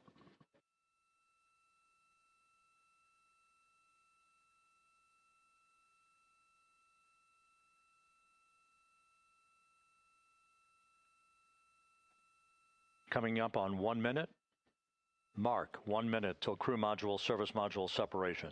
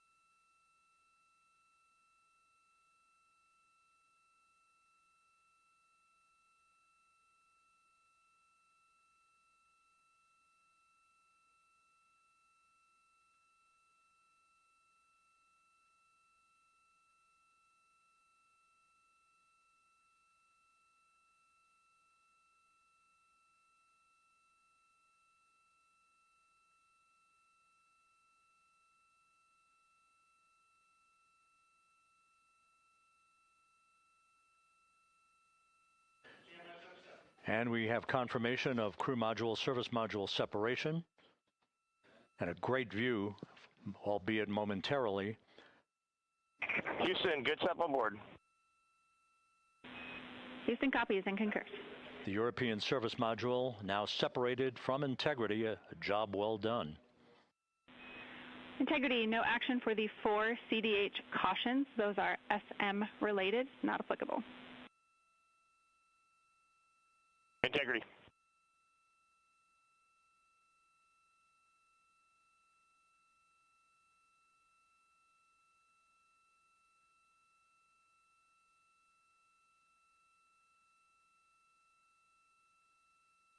So, with Integrity now flying free on its own for the remaining 32 minutes of this mission, next up, the raise burn, a 19-second firing of Integrity's thrusters.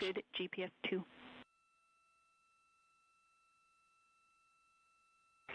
Integrity copies. Good GPS 2. Coming up on the 2-minute mark until the raise burn. Again, this is the final tweaking of the orientation of Integrity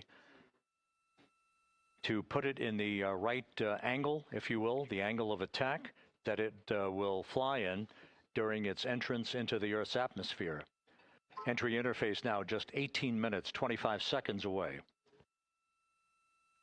This is a visualization, but driven by real-time telemetry.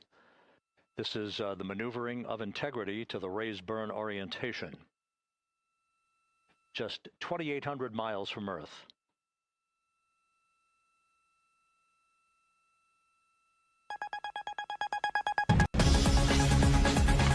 Houston, we got a great view of the European service module out the window with the sun hitting the side of the solar rays and the NASA one right there. It's a beautiful looking machine.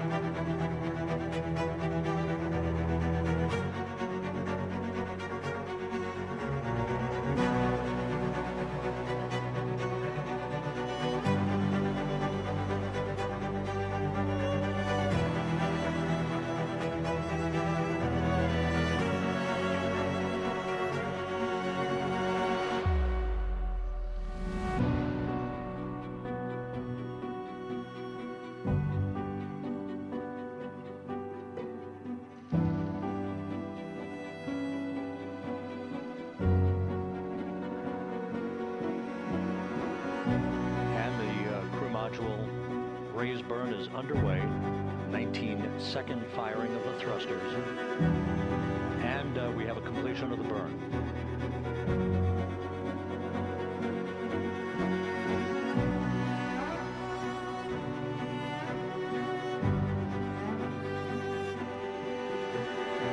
Integrity, good. CM raise burn. Your flight path angle is within limits.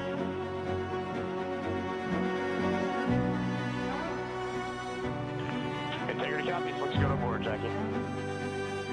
So the final maneuver is now complete. Our trajectory for a splashdown in the Pacific 29 minutes from now is set and will not be amended further.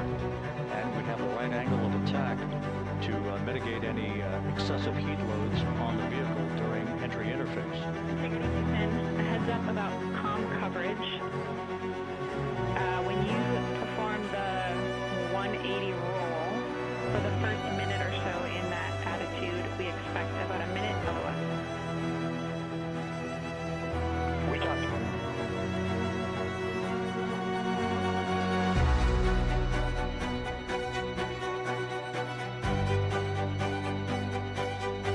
So for those who are watching the series of events coming up, we will enter the first traces of Earth's atmosphere 14 minutes, 45 seconds from now.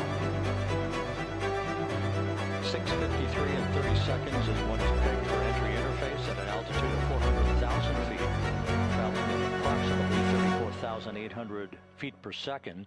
Range to touchdown or splashdown, 1,701 nautical miles. 24 seconds after entry interface, we will enter a 6-minute blackout period in which we will lose communications with the crew. This is expected due to the buildup of plasma around the vehicle. That's an ionization effect due to the collision, if you will, of the velocity of the spacecraft with the friction of the Earth's atmosphere. That 6-minute blackout is expected to begin at 6:53 and 54 seconds p.m. Central Time. During that period of time, we will reach our peak speed of 24,661 miles per hour. That comes just short, based on unofficial data from the flight dynamics officer right now, come just short of the velocity record set by Apollo 10 of 24,791 miles per hour in 1969.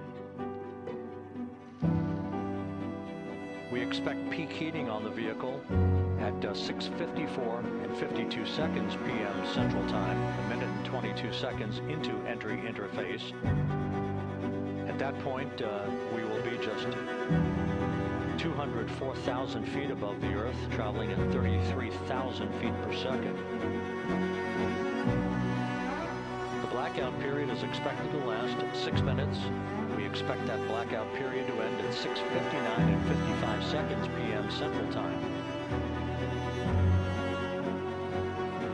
From the end of the blackout period until splashdown, it is just 7 minutes, at which point we'll start deploying the series of parachutes to slow integrity down to an ultimate splashdown velocity of just 19 miles an hour. We see the same, waiting for the 180 rolls.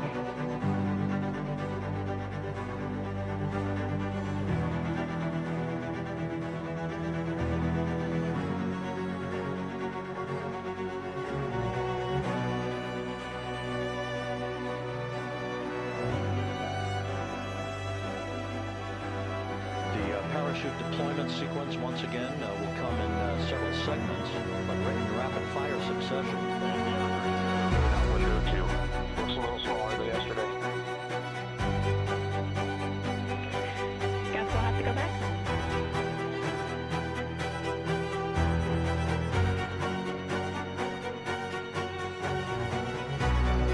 Reed Wiseman and Jackie Mahaffey exchanging discussion on a view of the moon that Integrity's astronauts are seeing in the final minutes of this mission, and will be completed with splashdown just 25 minutes from now. 3 forward bay cover parachutes will be used to pull the forward bay cover off the top of the vehicle. Then 2 drogue parachutes will be deployed to slow and stabilize the crew module during its descent, followed by 3 pilot parachutes that will lift and deploy the main parachutes from the forward bay. The final sequence will have 3 main parachutes deployed. These will be 116 feet in diameter, each main parachute approximately 265 feet long when reefed. The parachutes will ultimately slow Integrity down from its peak speed of almost 33 times the speed of sound to a gentle 19 miles an hour as splashdown.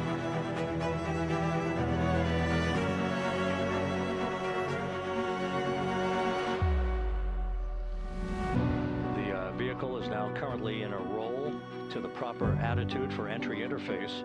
Our trajectory is right on according to flight dynamics.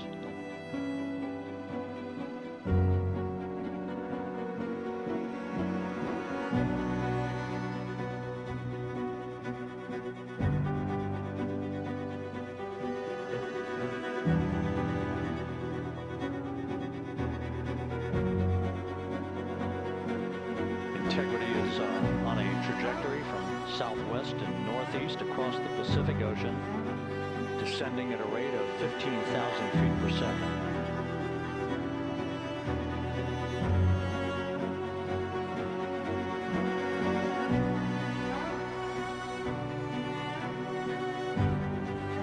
Range to touchdown 4,300 nautical miles, all the systems in excellent shape.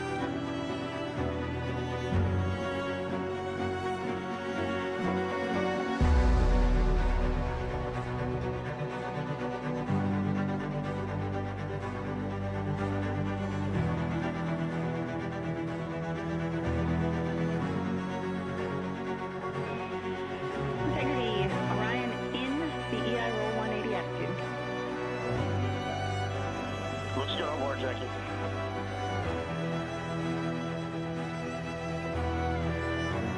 This view out of one of Integrity's windows.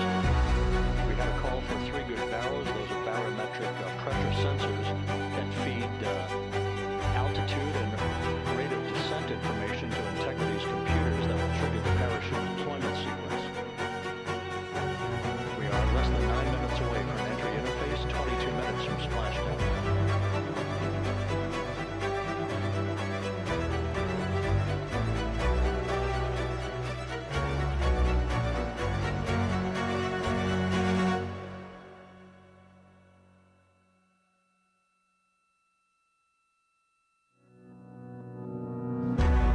See the reflection of one of the crew members in the window.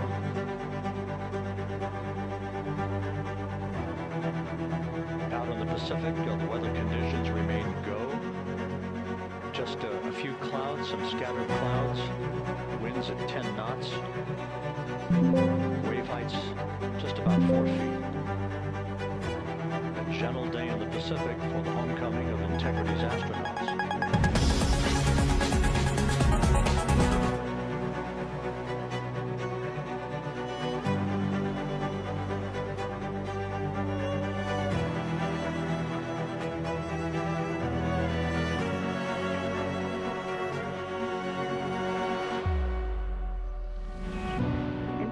Back in EI attitude.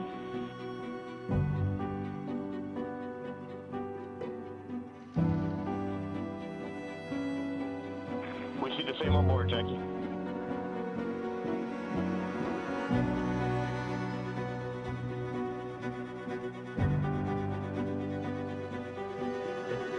Houston, Birds is complete.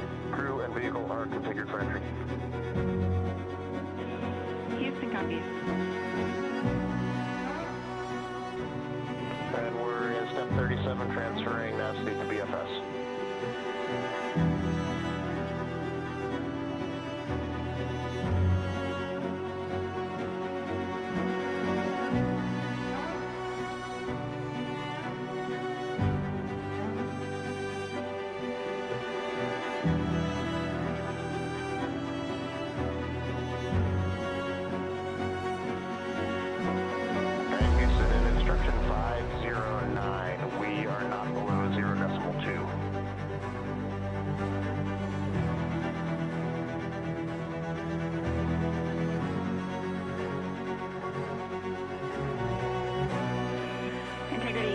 Action required.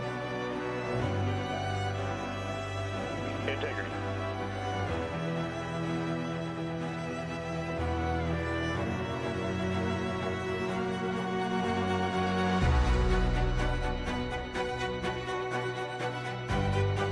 Now 6 minutes away from entry interface. We will hit the first traces of Earth's atmosphere at an altitude of 400,000 feet, traveling about 34,882 feet per second. Ranged splashdown at that point will be 1,701 nautical miles.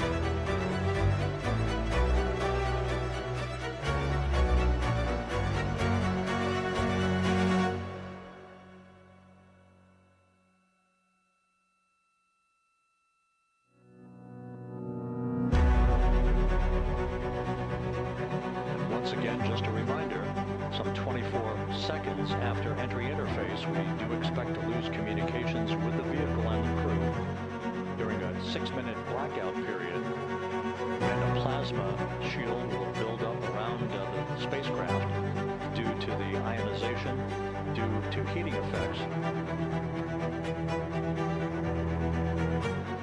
And Flight Dynamics has just confirmed we will have a blackout period of exactly 6 minutes in duration. And once again, that's due to the fact that plasma buildup around the vehicle will prevent communications and data. So we will not be able to talk to the crew members at that time, nor will we receive data here in the flight control room. Everything is looking good on board. Just confirm no pre-EI downloads. Houston concurs. That blackout period to begin at 6:53 and 54 seconds p.m. Central Time, and again will last about 6 minutes in duration.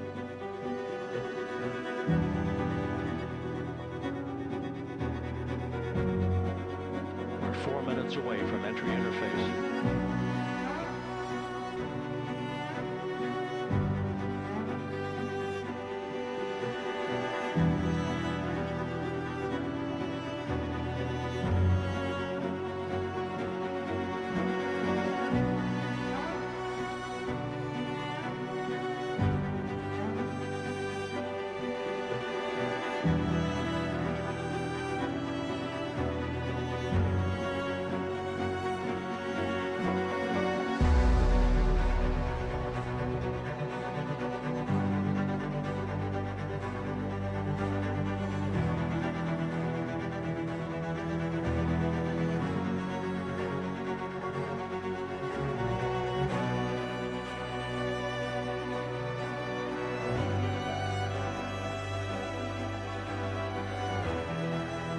This view from Integrity as it crosses from southwest to northeast across the Pacific Ocean, 3 minutes from entry interface.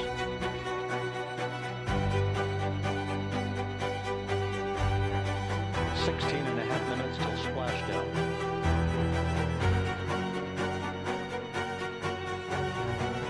The USS John P. Murtha and the recovery team is on station and in position, as are the airborne imagery assets that we hope to receive imagery from as Artemis enters the Earth's atmosphere and through parachute deployment.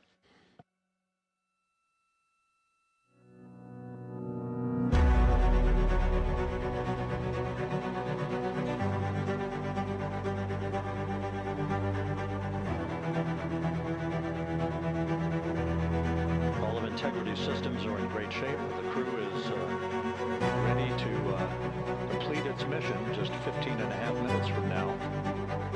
All of the activities today have gone off in perfect fashion. No issues with the vehicle, no issues with the crew. And the weather at the splashdown site is good.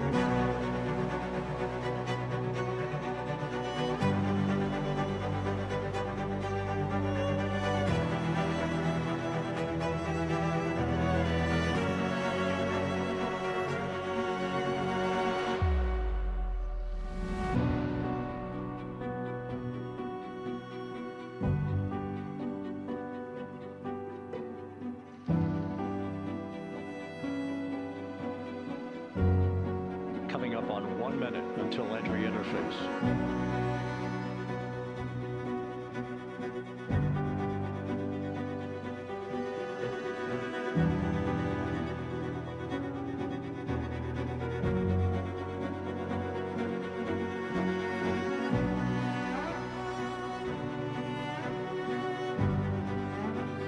Mark 1 minute until entry interface.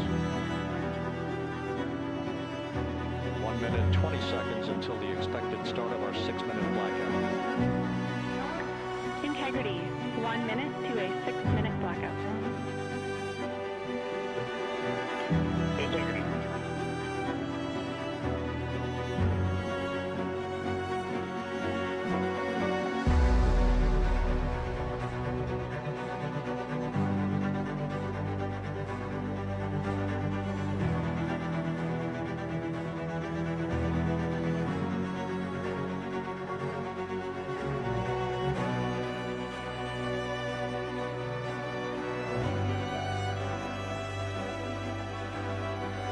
Seconds till entry interface.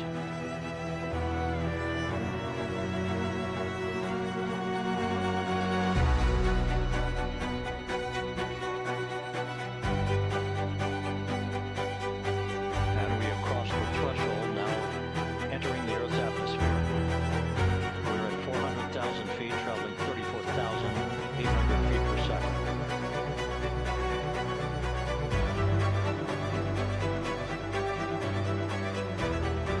Time to splash down, 13 minutes, 10 seconds.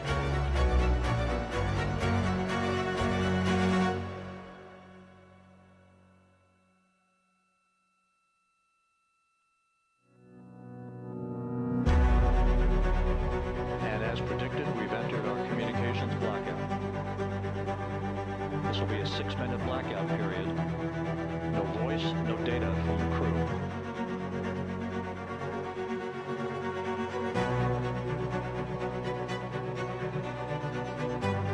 seconds away from the anticipated point of peak heating on the vehicle, where temperatures will rise to about 4,000 to 5,000 degrees Fahrenheit.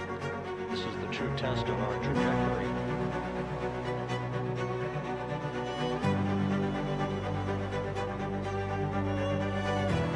And from the G5 aircraft in the vicinity of the splashdown zone, this view of integrity.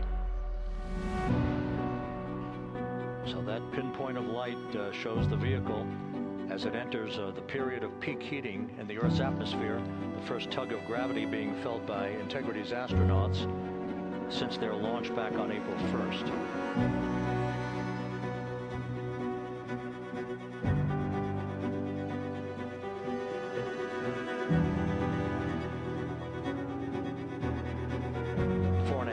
Until the end of the blackout period. Time to splashdown, 11 minutes, 33 seconds.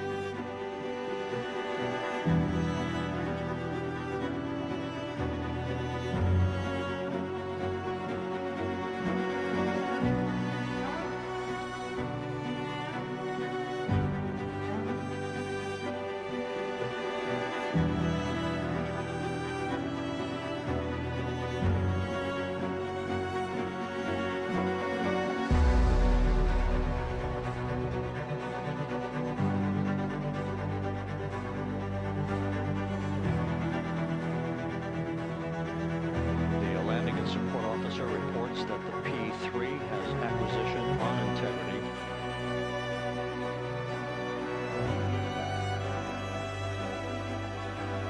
Three and a half minutes left in this blackout period. This is a visualization of the plasma buildup around the spacecraft and the repelling of that heat on Integrity's heat shield.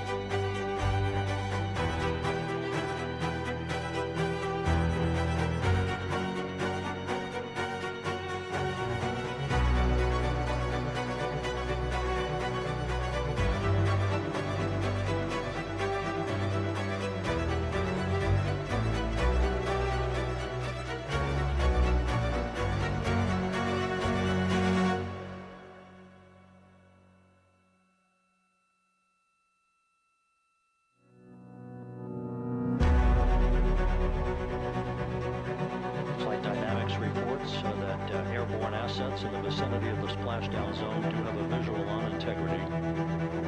Still 2 minutes and 40 seconds left in our blackout period. Time to splashdown, 9 minutes, 35 seconds.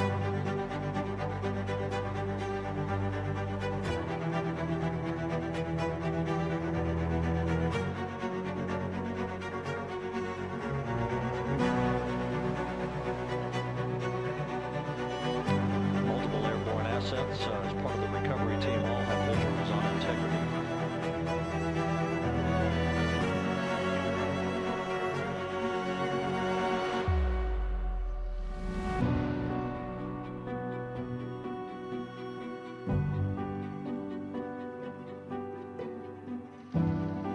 And the WB-57 flying in the splashdown zone also has a visual. And the Navy helos also have visuals.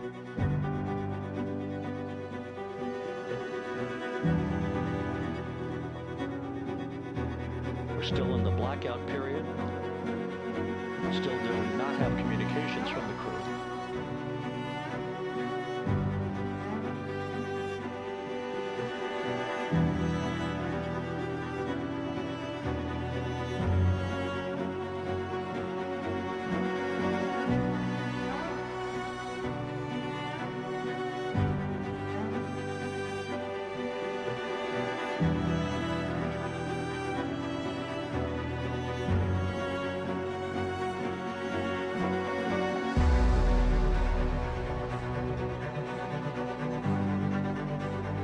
Standing by for communications from the crew. We should be out of the blackout period less than a minute from now.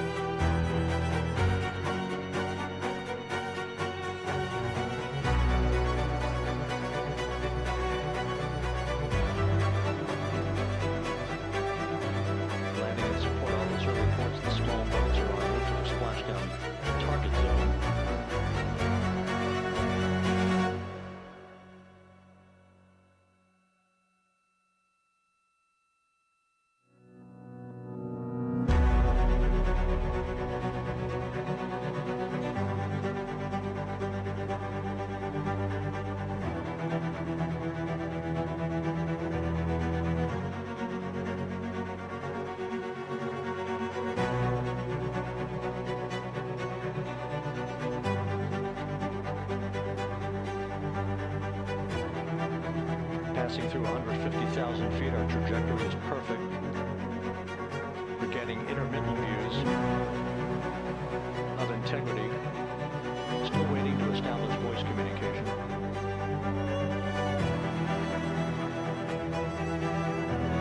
Integrity, Houston, comm check post-blackout.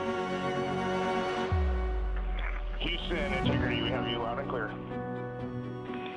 Your trajectory is nominal, and your recovery teams have visual.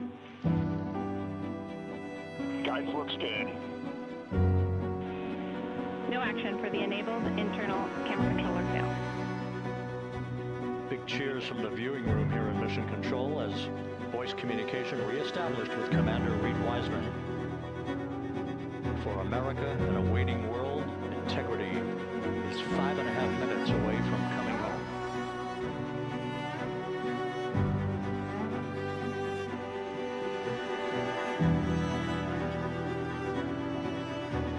Passing 100,000 feet now. Range to splash down 19 nautical miles.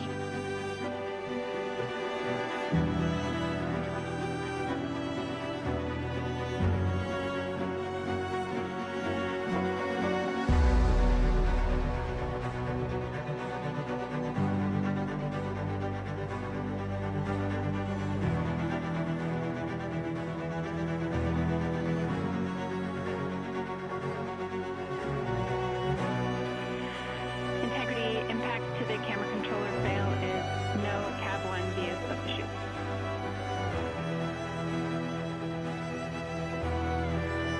Integrity. We're processing good data through the GPS system. A good view of Integrity, time to splash down 4.5 minutes.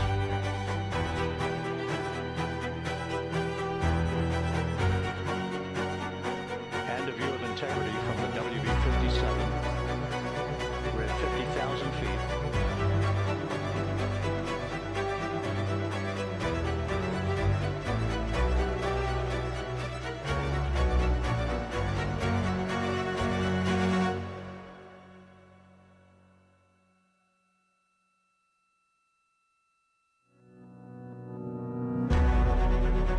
Pyros are on for forward bay cover jettison.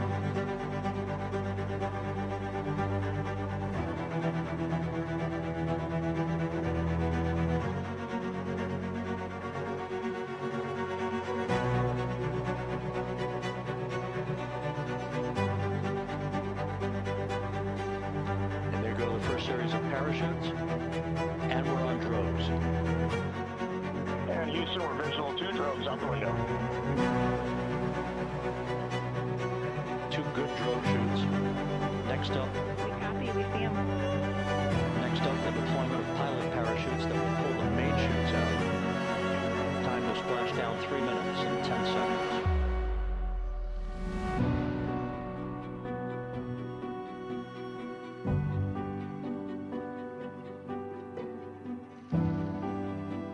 Perfect descent rate according to flight dynamics. Right on 2 droves. We see the same on board.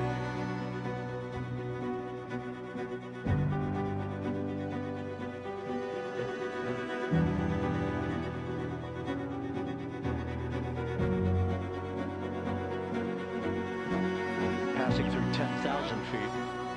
Still on droves.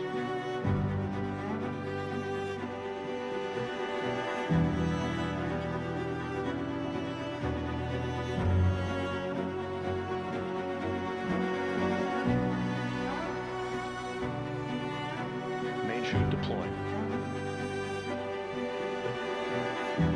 We're at 5,000 feet.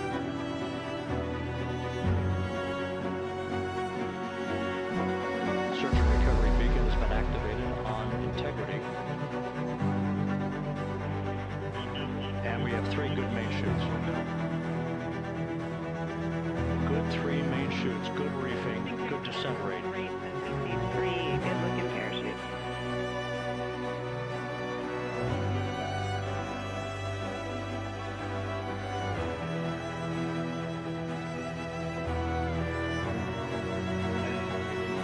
Integrity, cabin pressure indicates no need for hydrazine checks.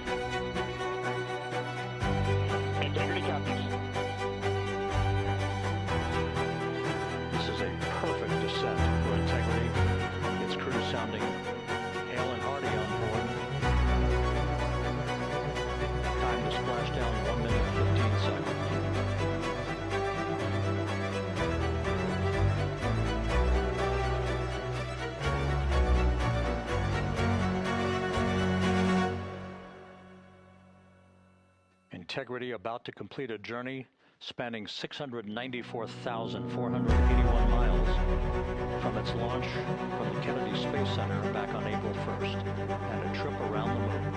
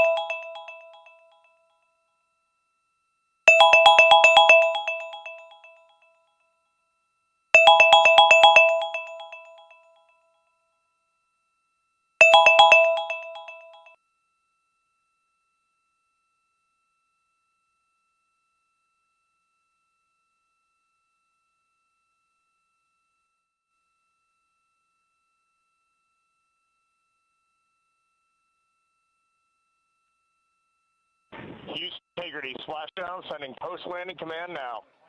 Splashdown confirmed. Copy splashdown, waiting on VLDR. Splashdown confirmed at 7:07 p.m. Central Time, 5:07 p.m. Pacific Time. From the pages of Jules Verne to a modern-day mission to the moon, a new chapter of the exploration of our celestial neighbor is complete. Integrity's astronauts back on Earth.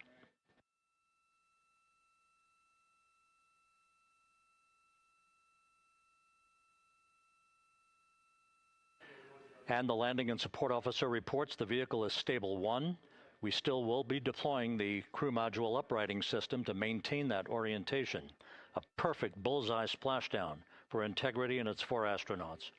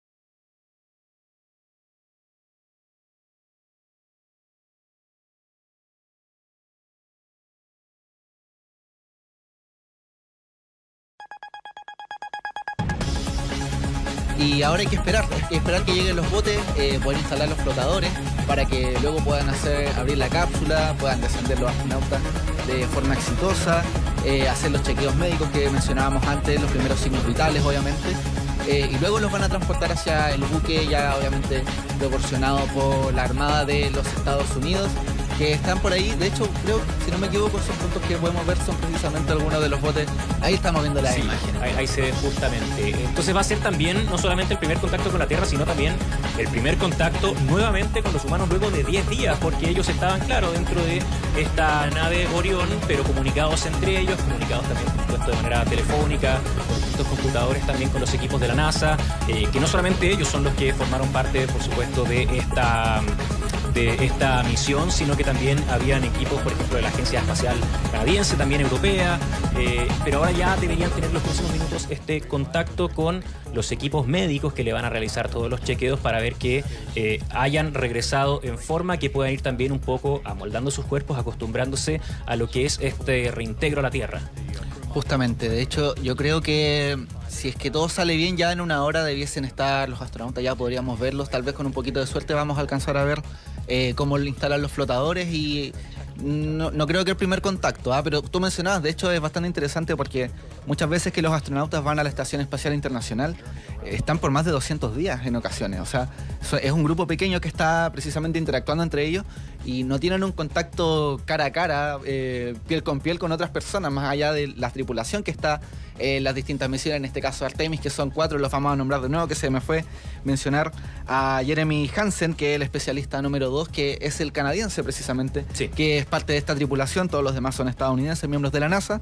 Reid Wiseman, el comandante de esta misión, que va a ser el último en descender de la cápsula, como buen capitán podríamos decir. Victor Glover, que es el piloto que estuvo a cargo en estos momentos de cuando estuvieron incomunicados y tenían que corregir la trayectoria para pasar por detrás de la Luna, que fueron como 40 minutos, como tú mencionabas, y Cristina Koch, como tú mencionabas, y Cristina Koch, que se minutos, como tú mencionabas, y Cristina Koch, que se minutos, como tú mencionabas, y Cristina minutos, como tú mencionabas, y Cristina minutos, como tú mencionabas, y minutos, como tú mencionabas, y Cristina Koch minutos, como tú mencionabas, y Cristina Koch minutos, como tú mencionabas, y Cristina minutos, como tú mencionabas, y Cristina minutos, como tú mencionabas, y minutos, como tú mencionabas, y Cristina minutos, como tú mencionabas, y Cristina minutos, como tú mencionabas, y Cristina Koch minutos, como tú mencionabas, y minutos, como tú mencionabas, y Cristina minutos, como tú mencionabas, y Cristina minutos, como tú mencionabas, y minutos, como tú mencionabas, y minutos, como tú mencionabas, y minutos, como tú mencionabas, y minutos, como tú mencionabas, y minutos, como tú mencionabas, y Cristina minutos, como tú mencionabas, y Cristina minutos, como tú mencionabas, y Cristina minutos, como tú mencionabas, y Cristina Koch minutos, como tú mencionabas, y Cristina Koch, que se lleva minutos.